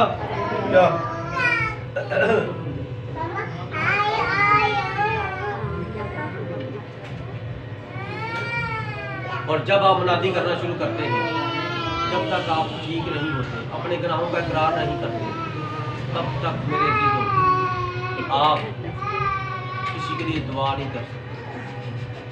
जब तक आप ठीक नहीं होंगे, पहले खुद ठीक हो जाए, फिर किसी और की ठीक होने की दुआ करें।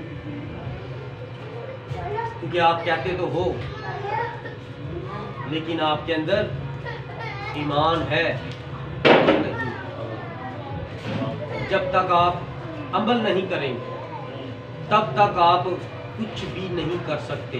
यही बातें तंजीमों में देखी जाती हैं। वो बड़े नारे मारते हैं, लेकिन उनको पूछो आपके पास खिदमत कौन सी है, आपके पास नेमत कौन सी है? बस खुदा ने बड़ी बरकत दी, खुदा ने बड़ी बरकत दी, खुदा ने बरकत किस में दी है? मैंने तो ये पूछा, कौन सी नेमत की बरकत है आपके पास? कौन सी खिदमत है? 5 खिदमतें हम और नेम से हैं। कौन सी चीज़ आपके अंदर काम करती है खुदा की तरफ? हालेलुया। क्योंकि इब्लीस रूहानी नेमतों की नकल करता है, इब्लीस रूहानी नेमतों की नकल करता है। और जो ईमान खुदा की तरफ से मिलने वाला मुकाशवा है, खुदा इंसान बन गया, ये हमारे पास क्या है? ईमान है। और ये नबी से हमने पाया है कि खुदा इंसान बन गया है, हमने ईमान से इस मुकाशवे को पाया। हालेलुया। और जब तक आप ईमान नहीं रखेंगे, आप डामाडोल रहेंगे, आप बिल्कुल परेशान हाल रहेंगे, आप कभी भी इसको समझ नहीं सकते। जिंदगी की दो किताबें बनाई आलम से पहले लिखी, हालेलुया। जिंदगी की दो किताबें जो कि बनाए आलम से पेशतर है, चुने हुए उनका नाम उसमें से कभी काटा नहीं जाएगा, जो अबदी किताब है, क्योंकि वो तो हमेशा से ही उधर लिखे हुए हैं, ये कभी भी वहां से मिटाए नहीं जा सकते। आप इस किताब में से देखेंगे कि उसने अपनी उलझन दूर कर दी है। आपको इसमें से इस तरह पता चलेगा कि मैं सोचता हूं कि भाई वीर जो कि इससे बेहतर तौर पर बयान करने की कोशिश कर रहे थे, उन्होंने आज सुबह मुझे याद करवाया और मैंने कहा था कि ठीक है, बैप्टिस्ट ईमान रखते हैं कि ये दो मुख्तलिफ किताबें हैं, और एक तरह से ये दो मुख्तलिफ किताबें हैं भी, और दूसरी तरह से ये दो मुख्तलिफ किताबें नहीं हैं। मैं एक तरह से दो अशखास हूँ, एक रूहानी हूँ, एक जिस्मानी हूँ। मैं रूह बदन जान हूँ, तीन मुख्तलिफ अशखास, लेकिन मैं एक ही हूँ जो कि ये मुझे एक बनाती है। मेरे अंदर रूह है, बदन है और जान है, और जान और रूह की फितरत है। रूह अंदर होगी तो हमारे अंदर दिल पंप करेगा, और हमारे अंदर खुदा की तरफ से खून जो डाला गया है वो काम है। हालेलुया। सिर्फ एक ही असल में जिंदगी किताब है। जैसे गंदम के दाने में एक जरासीम होता है, गंदम के दाने में एक जरासीम होता है जो कि जड़ से टहनी में होता हुआ छिलके में, और छिलके से गंदम के दाने में पहुंचता है, और ये इन सब में से होकर आता है। आप कहते हैं कि वहां पर गंदम है, ये गंदम नहीं, ये तना है। ये गंदम नहीं, ये तना है। ये और ये उन सब में से होता हुआ आप कहते हैं ये गंदम नहीं है, ये तना है। ये दोनों मिलकर गंदम बनते हैं। देखो ये गंदम ही है, ये सारी एक तने पर है, लेकिन ये गंदम है जिसके बारे में आप बात कर रहे हैं। दाना इसके आखिर पर है, बाकी इसको सहारा देने वाला था, वो जरूर ही फना हो जाएंगे। और ये ही वो जगह है जहां पर आपको लगता है कि आपका नाम बर्रा की किताब हयात में से काटा जा सकता है। Hallelujah, hallelujah. क्या फ्रेश है, क्या खुश है? एक दूसरे को बताओ खुश है तो। आमीन।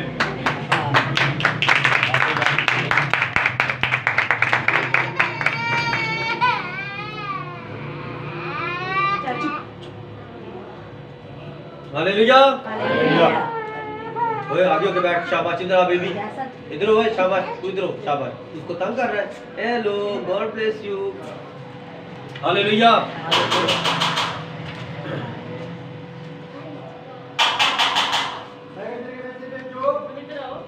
ये 1 महीना हो गया है कि मैं ये मैसेज आप तक पहुंचाना चाह रहा हूँ, और बड़ी रफाकत है। 1 महीना हो गया, और कल मैं इसको शाम 8 बजे से ये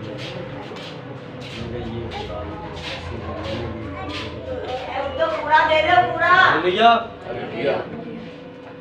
पूरा दो, पूरा दे दो।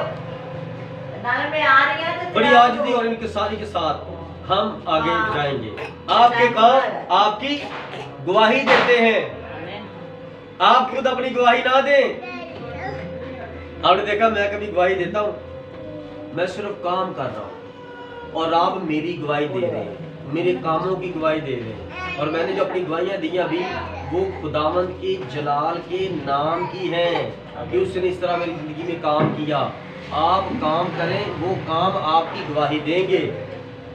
आपके काम आपसे ऊंचा बोलते हैं। आप जो काम करते हैं उसकी, उन कामों की आवाज आपकी आवाज से ऊंची होती है। मैं बाबिल से साबित कर सकता हूँ, करूँ। यीशु ने अपने शागिर्दों से फरमाया, जब तुम किसी शहर में जाओ, किसी मुल्क में जाओ, किसी किसी इलाके में जाओ, किसी घर में जाओ, अगर वो तुम्हें मेरा खादम कबूल ना करे, अगर तुम उन्हें ये तालीम दो कि यीशु मसीह के नाम का बपतिस्मा लो और वो तुम्हें कहे तुम बिदती हो, तुम यहाँ से निकल जाओ, ये बपतिस्मा गलत है, तो वहाँ निकलने से पहले अपने पैरों की गर्द झाड़ देना। अदालत वाले दिन वो गर्द उड़कर बताएगी, तुम्हारी गवाही देगी, तुम्हारी आवाज से ऊंची तुम्हारे काम है, वो तुमसे ज्यादा ऊंचा बोले। Hallelujah, hallelujah, hallelujah, hallelujah. आप सबने कोई मसीह के लिए ऐसा काम किया? आप सबने कोई मसीह के लिए ऐसे अभी तक काम किए जो आपकी गवाही दे, अपनी ज़िंदगी खुदा की तरफ मतवज्जो कर और इस ज़मीन पर खाना पीना और सोना ना कर। उसने कहा बस खाओ पियो मज़े उड़ाओ, मर जाओ, दफन हो जाओ, बस खत्म, अदालत में खड़े हो जाओ। उसने कहा मेरी गवाही दो। ये तो चलना ही है, उसने कानून बनाया। लेकिन हम इस कमज़ोरी में, इस सर्दी में, गर्मी में, धूप में, छाँव में, जाड़े में और खुशकी में हर वक्त खुदा की कहीं ना कहीं किसी न किसी का गवाही दे, ताकि हमारे वसीले से कोई ना कोई कहीं ना कहीं बच ही जाए। आप अपने ससुराल को बचा सकते हो, नानकों को बचा सकते हो, दादों को बचा सकते हो। जब आप ठीक तलीम दे रहे हो तो फिर ठीक तलीम आके बयान करो। डरते क्यों? आपके पास असल देसी घी है तो आप डाटा के आगे क्यों खड़े हो जाते हो? नहीं, क्यों नहीं खड़े होते? आपके पास सब कुछ असल है, खड़े हो जाओ, मैं हूँ ना। Hallelujah, hallelujah. डरते क्यों हो? खुदा हमारे साथ है। आमीन, खुदा यीशु को हमेशा याद रखा करें। आमीन। Hallelujah, hallelujah. जी मेरे अजीज, मैं आपके सामने आज एक बड़ी आला बात बयान करने लगा।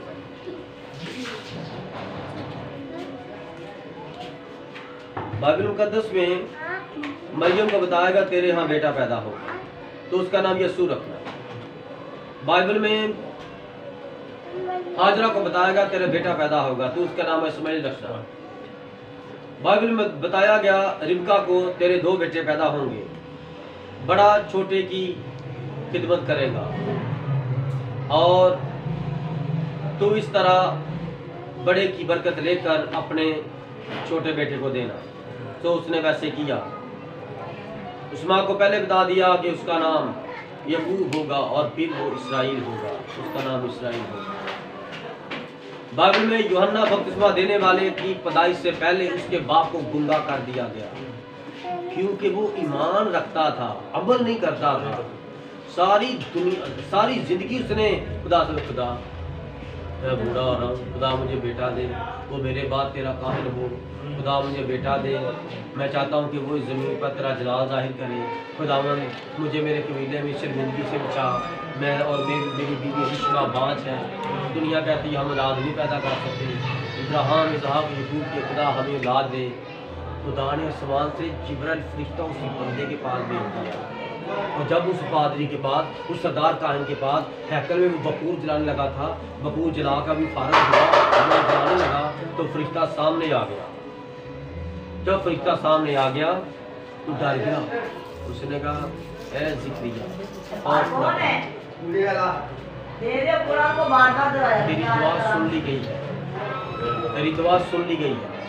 तू जो सारी जिंदगी दुआ करता रहा, खुदा फरमाता है कि तेरे घर बेटा पैदा होगा और ना वो मैं पिएगा ना शराब पिएगा, क्योंकि मैंने उसे इंसानों में रखना ही नहीं, मैंने उसको रखना ही के अंदर। Hallelujah, hallelujah. जंगल में कौन शराब बनाएगा? वो ना शराब पिएगा, वो एलिया की रूह की ताबेदारी में खिदमत करेगा। और तरीक बयान करते हैं, नबी ब्रदर बानू कहते हैं कि वो 9 साल का था तो पाक रूह से जंगल में ले गया, सोने का चम्मच लेकर पैदा हुआ था। सरदार काहिन का एक ही बेटा था। सरदार काहिन बड़ा अमीर बंदा होता है और बड़ा अमीर होता है, बड़ा कुछ खुदा ने उसको दिया होता है। उसकी जिंदगी में एक बेटा पैदा हुआ, कुछ चीज़ की कमी थी तो 9 साल के उन्हें खुदा उस बच्चे को जंगल में ले गया। तो जंगल में वो खुदा का टार्जन बना, वो खुदा का खादम बना जंगल में। खुदा की सैलरी कहाँ पर होती है? बंद कमरे में। कहाँ पर होती है? जंगल में, गारों के अंदर जाकर खुदा की सैलरी होती है। खुदा की सैलरी ये नहीं, ये लड़की है, ये लड़का है और ये इकट्ठे खिदमत कर रहे हैं, इकट्ठे ये सैलरी कर रहे थे और सैलरी के बाद 3 साल के बाद शादी होगी। ये खिदमत नहीं होती। आज ऐसे ही हो रहा है। तेरी बेटी कहाँ है? वो पास्टर बनने गई है, वो मां बन के आ जाए। खुदा जब किसी को चुनता है उम्र नहीं देखता। जब खुदा ने चुना तो चुन के अपना खुदा साइड पे कर देता है। चांद इधर, खुदा ने यूसुफ को चुना, बचपन से चुना, माँ के पेट से चुना, बचपन से वो ख्वाब देखता था, वो जो कहता था वो कहता था मैं क्या करूँ बाप, खुदा ने मुझे दिखाया है 12 सितारे और 12 पौले खड़े हो गए और उन सब पौलों ने मेरे पौले को सीधा कर दिया। उन्होंने कहा ये क्या तू कह रहा है? अब मैं और तेरी माँ है और 12 सितारे है, 12 पौले, अब तेरे भाई और मैं तुझे सीधा करेंगे। उन्होंने कहा मुझे नहीं पता बाप इसका क्या चक्कर है, लेकिन ये मैंने देखा, मैंने बता दिया।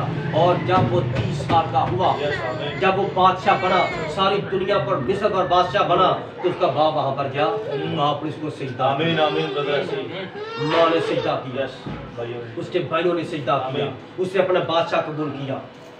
क्या करे उसने बता दिया था पहले, इसलिए खुदा ने पहले बता दिया। जिनको मैंने बनायान से बेहतर चुना, जिनको मैंने चुना उनको मैंने जाना, और जिनको मैंने जाना उनको मैंने पाला, संभाला, उनको बदी प्राइस से बिछाया और अपने जलाल की अपना दुआ खड़ा किया। Hallelujah, hallelujah, hallelujah, hallelujah. इतने लोग हैं जिनको पैदा से होने से पहले खुदा ने बता दिया। मैंने काफी लोग आपको बता दिए। Hallelujah, hallelujah. अब मैं अगर बताऊं कि ब्रदर ब्रानम की जिंदगी में जिस तरह इब्राहिम की जिंदगी में गवाही थी, इब्राहिम 25 साल इंतजार करता रहा और ब्रदर ब्रानम को 3-4 साल इंतजार करता रहा, बड़ी बदनामी ली, बड़ा कुछ सहा। ऐसे नहीं खिदमत होती, ऐसे में हर टाइम वेल ड्रेस होकर फिरता रहूं, ऐसे नहीं खिदमत होती। खिदमत दुख है। अब गौर से सुनिएगा, कलाम खत्म करने से पहले मैं इस तरह की गवाही और इस तरह की बातों को पेश करने के लिए माफी चाहता हूँ। मुझे याद है उधर टाउन सिटी में भाई ब्राउन और वो सारे मेरे साथ थे और मैं बाइबल में से यूसुफ की जिंदगी के बारे में बात कर रहा था और मैंने बाइबल में से पढ़ा कि एक आदमी ऐसा है जिसकी मुखालफत कोई न था, जबकि इब्राहिम, इसहाक और याकूब और उन सब के खिलाफ कोई कुछ ना कुछ था, लेकिन यूसुफ के खिलाफ कोई भी ना था। कितना बेहतरीन सीधा साधा इंसान था, वो मसीह का दुरुस्त नमूना था। जब मैंने पढ़ा तो मैं अपने होटल के कमरे में रोना शुरू हो गया। गौर कर रहे हैं मैं क्या कह रहा हूँ? आपको पता कि जब मैं ये वाकया पढ़ रहा था, अभी सुबह जब मैं ये वाकया पढ़ रहा था, कितनों ने मुझे आंसू साफ करते हुए और अपना नाक साफ करते हुए 2-3 बार देखा है। मैं तब यकीन पढ़ रहा था और बेइख्तियार जैसे मैंने ये सवाल जहाँ से शुरू किया पढ़ना, तो एकदम से मेरे आंसू बहना शुरू हो गए। अभी मैं किसी को बता नहीं रहा और अभी नहीं बह, जब मैंने वहाँ पर पढ़ना शुरू किया तो मेरे आंसू बहना शुरू हो गए और मैं कांपना शुरू हो गया और मेरा नोज़ी बहना शुरू हो गया। इतनी ब्लेसिंग मिली कि आप लोगों के लिए मैं खुदा से बरकत मांग रहा। जब मैंने पढ़ा तो मैं अपने होटल के कमरे में रोना शुरू हो गया और मैं उस जगह के नजदीक जाकर जहां मैंने अपने कपड़े टांगे हुए थे, दरवाजे बंद कर लिए और मैंने कहा, खुदा मैं यूसुफ जैसे इंसान के लिए तेरा शुक्र करता हूँ, उस आदमी के लिए जो एक मर्तबा जमीन पर मेरी तरह जिस्म में आया, वो शख्स जो तुझ पर ईमान रखता था और तेरे कलाम को ले सकता था, उसके भाइयों ने उससे नफरत की, वो रूहानी होते हुए मजबूर था। उसने ख्वाब देखा, वो ख्वाबों की तबीर बयान कर सकता था, इस वजह से वो सब ही उससे नफरत करते थे, वो कुछ नहीं कर सकता था, वो इस तरह का था, तो ने उसको इस तरह का बनाया था। देखें, ये दूसरों के लिए नहीं था, उनको चाहिए था कि उससे प्यार करें, बजाय इसके कि वो उससे प्यार करते। जब उसने उनके खिलाफ बातें कही, उन्होंने कहा वो ख्वाब देखने वाला आ रहा है, वो बगैर किसी वजह के उससे नफरत करते थे। मैंने कहा उन्होंने ऐसा क्यों किया?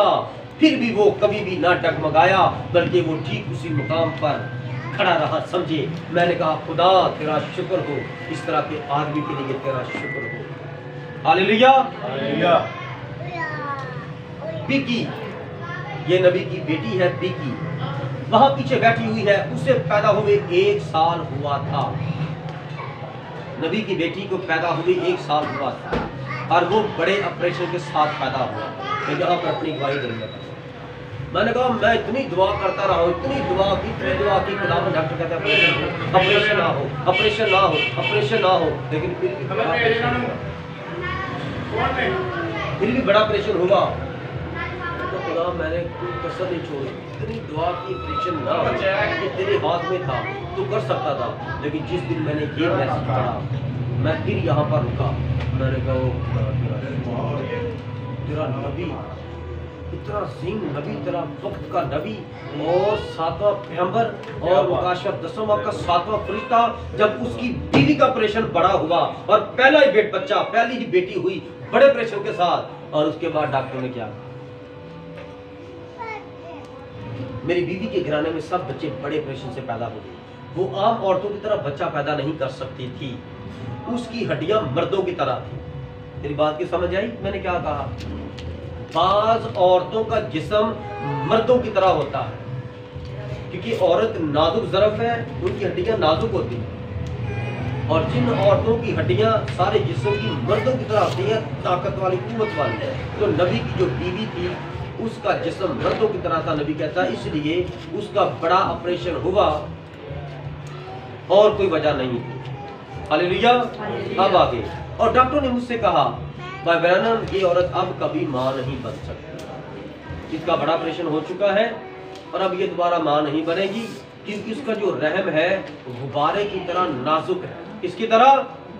गुब्बारा जब हवा भर के छोड़ दी जाती है तो बच्चों को दे दिया जाता, बच्चे खेलें, लेकिन बच्चे उसको ना ऐसे दबाते, ऐसे काट के फिर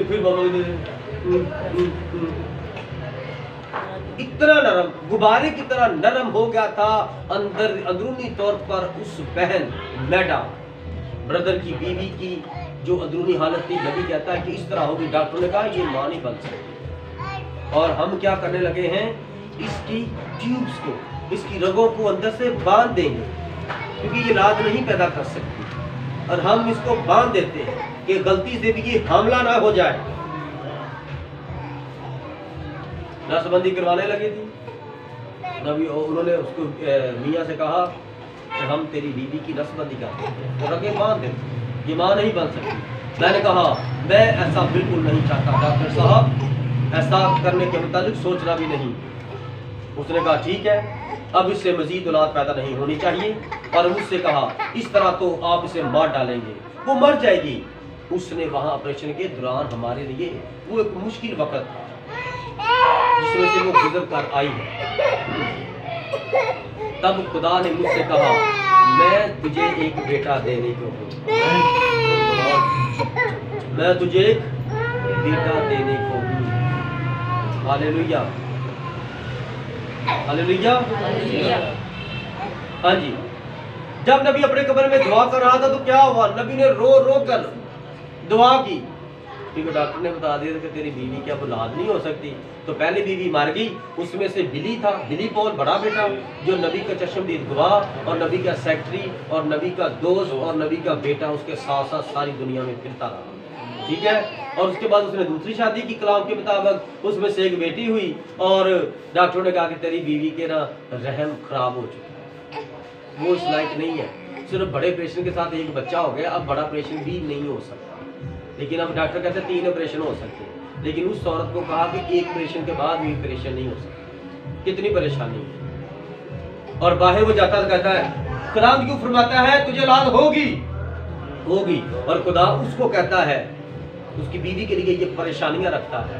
तो बताओ, घर में बीवी रो रही है, परेशान है, और अभी बाहर दुआ करके आ रहा है, पर बाहर मौजूदात हो रहे हैं और बीवी तड़प रही है, मेरे पेट में दर्द है, मेरे यहाँ ऑपरेशन वाली जगह पर दर्द हो रही है। ये क्या है? ये खिदमत है। हालेलुया, यही खिदमत है। जब मैंने इस किताब को पढ़ा, इस मैसेज को पढ़ा, मुझे बड़ी बरकत मिली, मुझे अपने सारे सवालों का जवाब मिल गया। खुदा में इतनी दुआ करता, फिर भी ऐसे तू चाहता तो ऑपरेशन ना होता, फिर भी ऑपरेशन हो गया। जब ये मैसेज आया मुझे जवाब मिल गया। हालेलुया। इसलिए मैं ये मैसेज आप तक पहुंचाना चाहता हूँ ताकि आपकी बड़ी बातों का, बड़े सवालों का आपको जवाब मिले। हालेलुया। नबी कहता कि मैं इतना रो रो के दुआ कर रहा था, बड़ी रो रो के दुआ की। तो ठीक उसी वक्त पाक रूह ने मुझ पर ये जाहिर किया, तेरे एक बेटा होगा और तू उसका नाम जोसेफ रखना। आमीन। मैं वहां से उठा और खुदा का शुक्र अदा किया। Praise the Lord। ये एक होटल में जब नबी दुआ कर रहा था, ये तब की बात है। हालेलुया। हालेलुया। ये खुदाम का पाक रूह कमरे में आया और पाक रूह जानता था कि ये रो क्यों रहा है, ये रो क्यों रहा है कि मेरी बीवी की औलाद नहीं हो सकती और मैं चाहता हूँ कि इस बीवी में से भी मेरे लिए एक बेटा पैदा हो, इस बीवी में से वो भी तेरा खादम बने। और डॉक्टरों ने जो कहा कि ये औलाद नहीं पैदा कर सकती, डॉक्टर भी शर्मिंदा हो मेरे खुदावन। आमीन। फिर वो रो रो के दुआ कर रहा था तो खुदा ने वहां पर आकर फरमाया, तू परेशान ना हो, तेरी बीवी इसी बीवी में से मर्द पैदा करूंगा और उस बेटे का नाम यूसुफ ही रखूंगा। ये कोई आम नबी नहीं है, ये कोई चंगा मांगा नहीं है, ये वक्त का नबी है। बताएं किस नबी से कम काम हुआ इसकी जिंदगी में, बताएं मुझे। पाक रूह ने ब्रदर बानो को इस तरह कहा कि तेरा बेटा होगा तो उसका नाम यूसुफ रखना, और पाक रूह ने इंसान बनकर, इंसानी जामा पहनकर इब्राहिम के घर आकर कहा कि तेरा बेटा होगा तो उसका नाम इसाक रखना। हालेलुया। क्या काम है इस नबी के अंदर, बताएं। जो मूसा के साथ हुआ इसके साथ हुआ, जो नबियों के साथ हुआ इसके साथ हुआ, क्योंकि ये इब्ने आदम के आने से पेश करता खुदा का पैगाम है। आमीन। हालेलुया। जब इस तरह हुआ, नबी कहता है 1 साल हो गया इस बात को, अब ये गवाही बड़ी खास है, इस गवाही के बाद हम इसको वाइंड अप करेंगे थोड़ी देर तक। गौर से सुनिए। नबी कहता कि मैं जहां पर भी खिदमत करिएगा, मैंने अनाउंसमेंट कर दिया, मैंने कहा मैं ऐसा बिल्कुल नहीं चाहता, डॉक्टर साहब आप ऐसे करें। तब खुदा ने मुझसे कहा कि मैं तुझे एक बेटा देने को हूँ, तू उसका नाम जोसेफ रखना। कहता मैं इससे बिल्कुल नहीं घबराया। आप में से बहुत सारे लोगों को ये बात याद है और मैंने पहले ही इस बात का ऐलान करना शुरू कर दिया कि मेरे यहाँ एक बेटा पैदा होगा और उसका नाम जोसेफ होगा। कितनों को ये बात है, बिल्कुल मैं अपने मुल्क में हर तरफ इस बात का चर्चा कर रहा था कि खुदा मुझे एक बेटा देने वाला है जिसका नाम जोसेफ होगा। ये बिल्कुल ठीक उसी तरह था जिस तरह फिनलैंड में वो बच्चा जिंदा हो गया था। बाइजैक ठीक वहाँ पर थे जहाँ पर ये वाक़या हुआ था। मैंने इस बारे में 2 या 3 साल पहले ही आपको बता दिया था कि किस तरह होगा, मुझे नहीं मालूम, पर ये मुझ पर जाहिर हुआ था कि ऐसा होने वाला है। मुझ पर जाहिर किया गया कि मैं एरिज़ोना जा रहा हूँ और मैं वहाँ पर 7 फरिश्तों से मुलाकात करूँगा और तब वो मुझे बताएंगे कि एक पैगाम है जिसकी मुझे मनादी करनी है। और वो 7 फरिश्ते और वो 7 मोहरें लेकर मेरे पास आए। उन्होंने 7 मोहरें खोली, उन्होंने कहा कि ये 7 मोहरों का मुकाशवा है और बादल में खुदा यसूसी ने 7 फरिश्तों के जुर्म में मुझे ये मुकाशवा दिया। हालेलुया। हालेलुया। नबी कहता है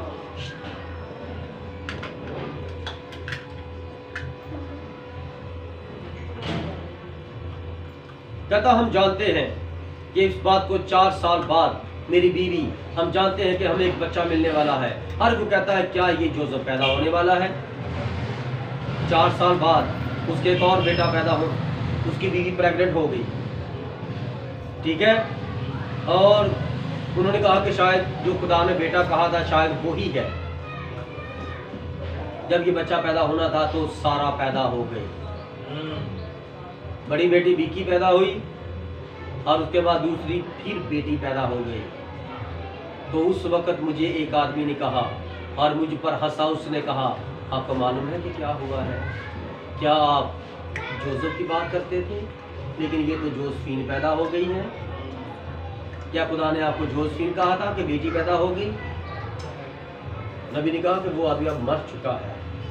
मैंने कहा जनाब खुदा ने मुझसे कहा था कि तेरे बेटा होगा और मैं उसका नाम जोसेफ रखूंगा। उधर 3 अशखास थे जो अपनी तंजीमों को छोड़कर हमारी कलीसिया में आए थे और मैंने उन्हें ये कहते सुना था जब सारा पैदा हुई थी, तो उन्होंने कहा ये एक झूठा नबी है। इसने कहा था कि मेरे घर बेटा पैदा हो, उसका नाम जोसेफ रखेंगे और देखें जी ये बेटी पैदा हो गई, ये जोसेफीन पैदा हो गई। और उसको झूठा नबी कहकर सारे चढ़ाना शुरू हो गए, उसकी मुखालफत करना शुरू हो गए सारे।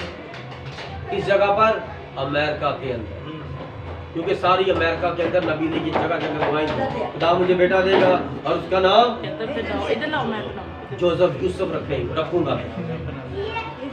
मैंने कहा एक मिनट है, मैंने ये कभी नहीं कहा कि वो कब आ रहा है, और ना ही खुदा ने बताया कि वो कब आएगा। उसने मुझसे कहा कि मेरे यहाँ एक बेटा आने वाला है। उसने इब्राहिम को कहा था कि वो उसे हासिल करने वाला है, वो इसहाक को हासिल करने वाले थे, लेकिन उस वक्त के दौरान इस्माइल पैदा हो गया। उन्होंने कहा हाँ यही है वो। उसकी बीवी ने यही गलती की थी, मेरे से औलाद पैदा नहीं होती, तू मेरी लौटी की ब्याह ले, इससे जो औलाद पैदा होगी तो जो खुदा कह रहा वो ही है। उन्होंने कहा कि वो ही है। खुदा ने ये नहीं कहा था लौंडी, खुदा ने कहा था तेरी बीवी सारा के बदन से। लेकिन उससे वादा खत्म नहीं, उसने कहा खुदा ने कहा है कि मुझे एक बेटा हासिल होगा और मैं उसका नाम जोसेफ रखूंगा। क्या बात है। जब वो डॉक्टर ऊपर आया तो उसने कहा रेवरेंड मैं उन ट्यूब्स को बांधने लगा हूँ। मैंने कहा तुम ऐसा ना करो। मैंने कहा, उसने कहा अच्छा आप दोबारा शादी करके उस बेटे को हासिल कर सकते हैं। डॉक्टर ने भी मजाक कर, उसने कहा तेरी फिर बेटी पैदा हो गई है, तो मैंने तुम्हें पहले ही मना किया है कि तेरी बीवी औलाद नहीं पैदा कर सकती, ये मर जाएगी। उसने कहा फिर भी आप इसकी नस्बंदी ना करना, ऐसा मत करना, ये खुदा के खिलाफ है। मैंने कहा मैं उसे इसी बीवी से हासिल करूंगा। ईमान चेक करे नबी का। डॉक्टर कह रहा कि तू कोई और शादी, तीसरी शादी कर ले, उसमें से ये वाला बच्चा पैदा होगा।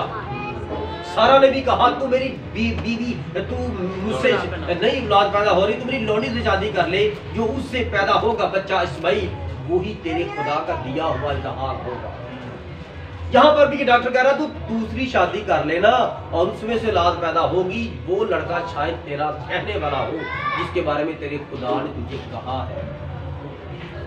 मैंने कहा, नबी कहता मैंने कहा इसी बीवी से हासिल करूंगा। आपके सामने मेरी बीवी बैठी है, आज मैं आपके सामने फिर एक गवाही देने लगा हूँ। इसके मुताबिक मेरी बीवी मेरे से छोटी छोटी बातों से नाराज हो जाती थी। मैंने कहा ठीक है, माँ के साथ बात चली गई। तो उस दौरान मैं खुदा के हज़ूर क्या दुआ किया करता, मैं खुदा से दुआ करता था।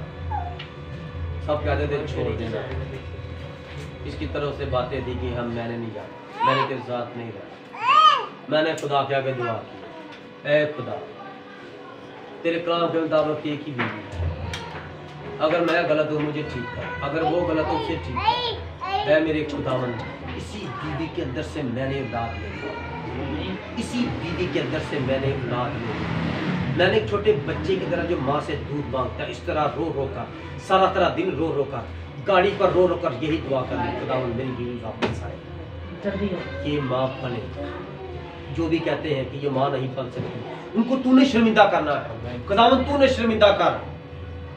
जो कहते हैं कि मैं इसी तरह बे औलाद मर जाऊं, तू शर्मिंदा कर। वो मेरे अपने हैं या मेरी बीवी के अपने हैं, कोई भी है जो चाहता हम इसी तरह मर जाएं, खुदावंद तू उनको शर्मिंदा कर। मैंने तेरी यीशु नाम पर ईमान रखा है। तूने इब्राहिम को खुश किया, तुम मुझे भी खुदावंद इस दुख से निजात दे। खुदावंद एक ही बीवी रखी है मैंने, और इसी से मैंने तुझसे औलाद मांग ली। खड़ा होना पड़ेगा आपको, ठहरना पड़ेगा, बेइज्जती करवानी पड़ेगी।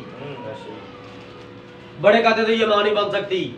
एक बार बच्चा दाया हुआ, 2 साल बाद फिर 2 साल का 2 महीने का बच्चा दाया हुआ, 2 बच्चे दाया हुए, एक बेटी दाया एक बेटा दाया हुआ। खुदा ने पहले बेटी दी फिर बेटा दे दिया, 2 दाया हुए 2 वापस दे दिए। खुदा देता है, शैतान दाया करता है। याद रखना, खुदा के वादों को अपनी जिंदगी में कायम करो। खुदा देने की कुदरत रखता है और पालने की भी कुदरत रखता है। जब मेरे बच्चे हुए तो मेरे श्री क्या करते थे, कभी यहाँ से बाल कटिंग हुए हैं, कभी यहाँ से बाल कटिंग हुए हैं। मैं क्या कर लो जादू टूने, जो मर्जी कर लो, मसीहों पर जादू नहीं चलता। मैं खुदा ने मुझे दिया है और उस पर कोई जादू नहीं चल सकता। गवाही बनना पड़ता है, तरीक लिखवा दी है हमने। जो भी कहता था उनके मुंह ठंड कर दिए मेरे खुदा यीशु ने, जिंदा है यहाँ पर मौजूद, क्योंकि मैं उसके नबियों की गवाहियां दे रहा हूँ और मैं अपनी यानी उसकी गवाही दे रहा हूँ। आमीन आमीन हालेलुया हालेलुया। इसलिए मैंने पहले कहा था थोड़ी सी तवज्जो चाहता हूँ आज आपकी। Hallelujah hallelujah.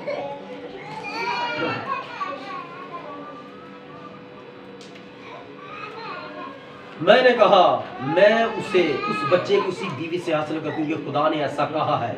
मैंने इसे बाइबल में से नहीं पढ़ा, लेकिन ये मेरे दिल में मुकाशवा की बदौलत लिख दिया गया। ईमान की बदौलत खुदा ने इसी तरह कहा है। मैं बेयकीनी करके खुदा के वादे से डगमगाना नहीं चाहता। उनमें से कई लोगों ने कहा तुम्हारा मतलब जोसेफीन था जो खुदा ने तुम्हें बेटी दी है। मैंने कहा मेरा मतलब जोसेफ ही है। जोसेफीन नहीं, खुदा ने मुझे यूसुफी नहीं, बेटी नहीं, बल्कि यूसुफ देना है। उसने ये नहीं कहा कि अब जब तेरी बीवी हामला होगी, उसने कहा कि मैं इस बीवी तुझे बेटा दूंगा। गौर करें, डॉक्टर ने कहा तुम्हारी बीवी मजीद बच्चा पैदा नहीं कर सकती। मैंने कहा वो जरूर ही ये बच्चा पैदा करेगी। डॉक्टर के सामने खड़े हो जाएं, क्योंकि डॉक्टर के अंदर शैतान बोलता है आप ये वाली दवाई खाएं तो आपकी ये दर्द चली जाएगी। बदरू निकालने वाले भी दवाई दे दो डॉक्टर। बदरू निकालने वाली डॉक्टर के पास दवाई नहीं है, तब पादरी के पास क्यों आते हो? क्यों आते हो भाई साहब? मेरी बच्ची में बदरू आ गई है, दुआ करें। बच्चा बहुत रो रहा है, उसके मुंह से लाल निकल रही है, उसकी आंखें रेड हो गई हैं, आंखें रेड हो गई हैं, वाइट करने वाली दवाई लाओ। कोई दवाई नहीं आंखों को रेड से वाइट करने की, क्योंकि वो बुरी रूह ने वाइट से रेड करती और यीशु के नाम से जाती। डॉक्टर के कहने पर अमल मत करो। हालेलुया। डॉक्टर ने कहा तुम्हारी बीवी दोबारा औलाद नहीं पैदा कर सकती। 4 साल गुजर गए, आखिरकार वो फिर से मां बनने वाली थी। आमीन। Praise the Lord. 4 साल बाद एक बेटी पैदा हुई। नबी को खुदा ने कहा बेटा पैदा होगा, उसका नाम यूसुफ रखना। नबी ने सारे अमेरिका के अंदर ये मनादी कर दी कि खुदा मुझे बेटा देगा और उसका नाम मैं यूसुफ रखूंगा। अब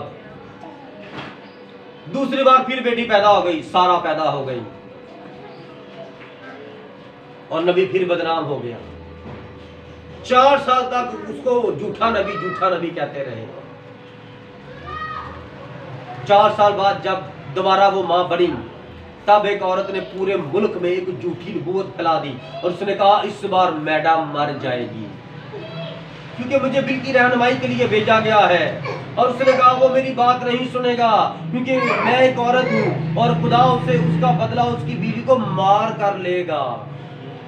कि खुदा ने उसको ये नहीं कहा कि मैं तुझे बेटा दूंगा, तो वो कह रहा खुदा मुझे बेटा देगा। खुदा ने कोई नहीं कहा, तब खुदा उसकी बीवी को मार डालेगा। इस बार वो बच्चा पैदा नहीं करेगी, इस बार वो मर जाएगी। और 4 साल बाद तीसरा बच्चा उसके पेट में है। अब मियां और बीवी की जो बात होती है इस बच्चे के दौरान वो क्या है? मैंने कहा खुदा ने मेरी रहनुमाई के लिए यीशु मसीह को भेजा है, इस औरत को नहीं भेजा। आमीन। देखा क्या बात। और मैं उसके रूह में चलता हूँ, रूह की रहनुमाई में चलता हूँ। बेचारी मैडम हमारे दरमियान की नर्स थी जो कि इन इबादत में शिफा याब हुई थी। आप जानते हैं मिसेस मॉर्गन को, जो कि मेयो अस्पताल में नर्स है और इसकी हालत बहुत खराब थी। अच्छा 20 साल पहले रिकॉर्ड में कैंसर की वजह से वो मर रही थी। उसे कैंसर था, SARCO, सारोमास कैंसर था। ये लुईविल के बैप्टिस्ट अस्पताल के रिकॉर्ड में दर्ज है। अब वो जेफरसनविल के अस्पताल में नर्स है। वो इतने सालों से वहां पर रह रही है क्योंकि खुदा ने कहा था कि वो जिंदा रहेगी। इस वजह से मैडम उसे प्यार करती थी। उसने कहा बिल मैं चाहती हूँ कि मॉर्ग मेरे साथ आए। मैं नहीं समझती कि मुझे अस्पताल जाना चाहिए। मैंने कहा इस तरह मत कहो, हम मॉर्ग से प्यार करते हैं, लेकिन मॉर्ग कोई खुदा तो नहीं। मॉर्ग मेरी बहन है। मैं उधर वहां ऊपर ग्रीन मिल में चला गया। वो बहुत टूट सी गई थी। मैं उससे प्यार करता हूँ, इसीलिए मैं वहां ग्रीन मिल में चला गया। और उसने कहा बिल क्या तुम सोचते हो कि मैं मर जाऊंगी? आप बीवी और मियां की आपस की बातें सुने। बच्चा पेट में है और उस औरत ने सारे अमेरिका में झूठी नबूवत फैला दिया कि ये औरत बच्चा पैदा करेगी तो मर जाएगी। तो अब वो भी इंसान होने के नाते परेशान हो गई है। अब उसने कहा अच्छा ये वही है। हालेलुया। मैंने कहा मुझे नहीं मालूम, लेकिन बच्चा पैदा होने वाला है। तुम जोसेफ को पैदा करने वाली हो। आमीन। उसने कहा बिल तुम क्या सोचते हो मैं मर जाऊं?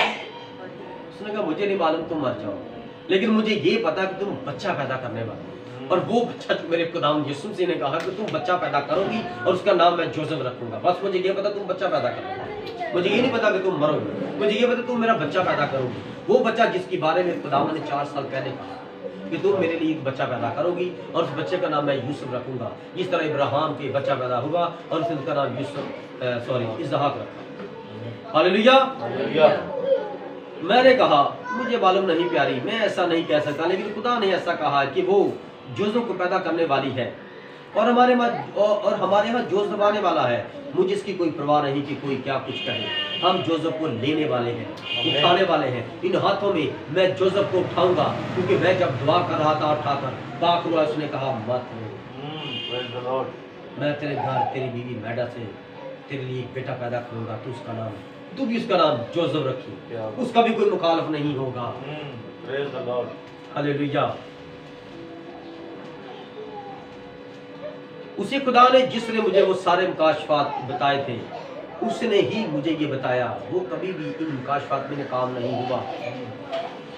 मैं ऊपर मिल में दुआ करने को गया और मैंने वहां दुआ करना शुरू कर दी और वहां 2 दरख्तों के दरमियान उस रोशनी की आवाज ने कहा तू वापस कलाम में जा और उस किताब में से पढ़। मैं बाइबल में वापस गया जो कार में पड़ी थी।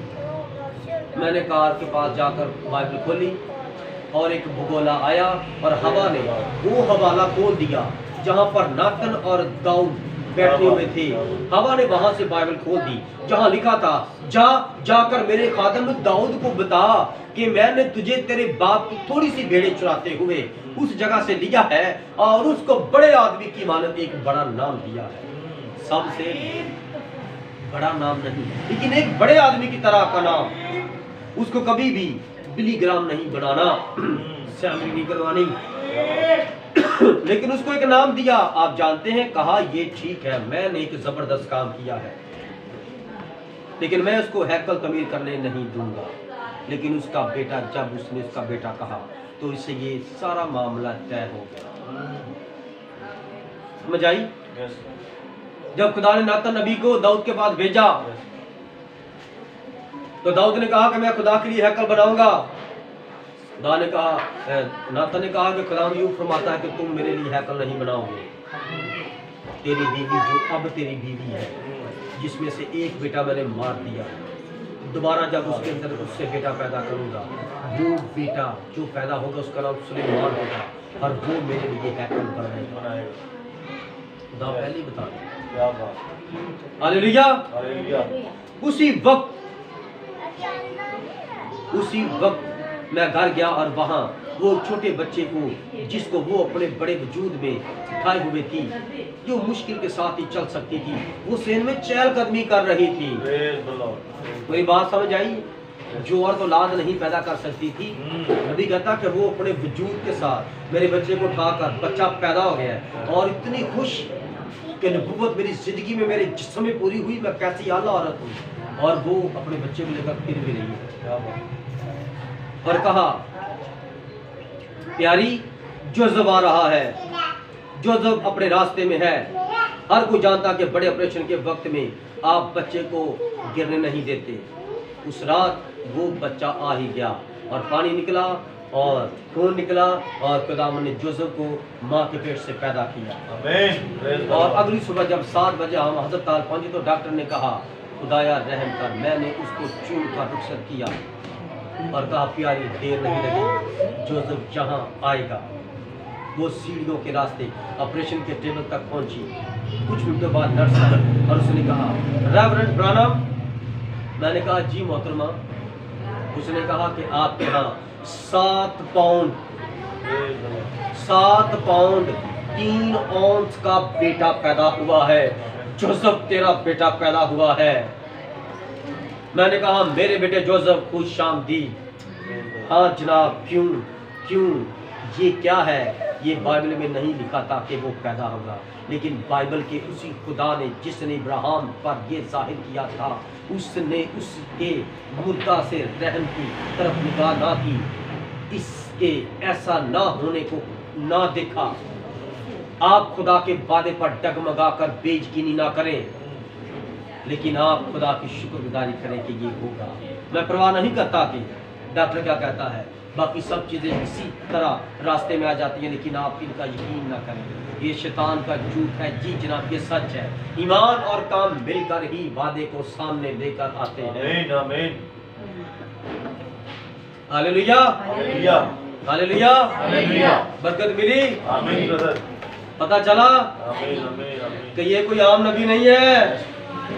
जिस तरह इब्राहिम को खुदा ने वादे का वरदान दिया 25 साल बाद, इसको 4 साल बाद दिया। Praise the Lord. अब आप कितने साल बाद पाना चाहते हो, कितने महीनों बाद पाना चाहते हो, ये आप पर मुनसिब है। ये आपके ईमान पर मुनसिब है, आपके अमाल पर मुनसिब है, क्योंकि अमाल ईमान का ज़हूर है। आमीन।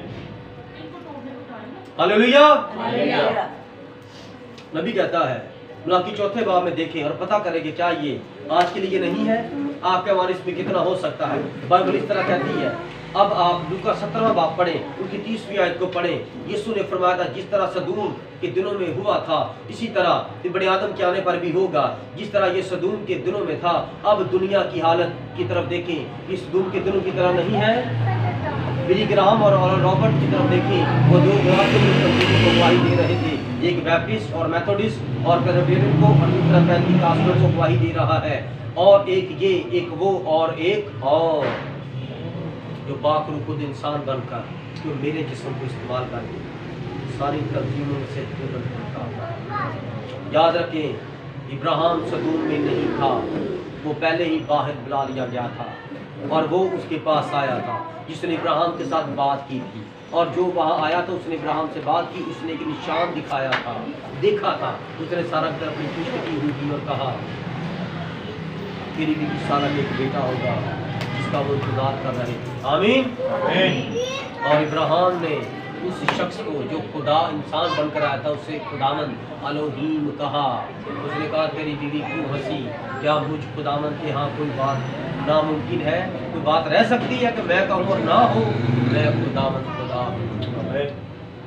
Hallelujah hallelujah. हालेलुया। हालेलुया। इसी तरह जब यीशु ने मुनादी की और यीशु ने कहा कि तुम इब्ने आदम का गोश्त, इब्ने आदम का जब तक गोश्त ना खाओगे, खून ना पियोगे, तुम्हें जिंदगी नहीं। ये कैसी बातें करते? ये पादरी साहब को क्या हो गया? ये कहते तुम मेरा गोश्त खाओगे, मेरा खून पियोगे। इस पादरी यीशु ने कोई तफसीर नहीं की थी, सिर्फ बताया था तुम मेरा गोश्त खाओगे, मेरा खून पियोगे, तुम्हें जिंदगी है। इस तरह आज अगर आप इस कलाम पर अमल कर लें, ईमान क्या है, अपने आप को दुरुस्त कर लें, आज वादा करें खुदा से कि आज के बाद आप छुट्टी नहीं करेंगे, छुट्टी नहीं करेंगे खुदा का कलाम सुनने से, तो खुदा भी अपने वादों में सच्चा है। आपकी तरफ से देर होती है, खुदा देर नहीं करता। आप बिल्कुल घर में ठीक होते हैं, जब कहते हैं ना चल ठीक है मैं नहीं जाती, तो बदरू निकल जाती, कहते हो टीवी में, फिर टीवी लगा के फिर लेट के ऐसे बिल्कुल नींद भी नहीं आ रही, कुछ दर्द भी नहीं हो रही, अकेली बातें कर रही है, अकेली हंसी जा रही टीवी के साथ।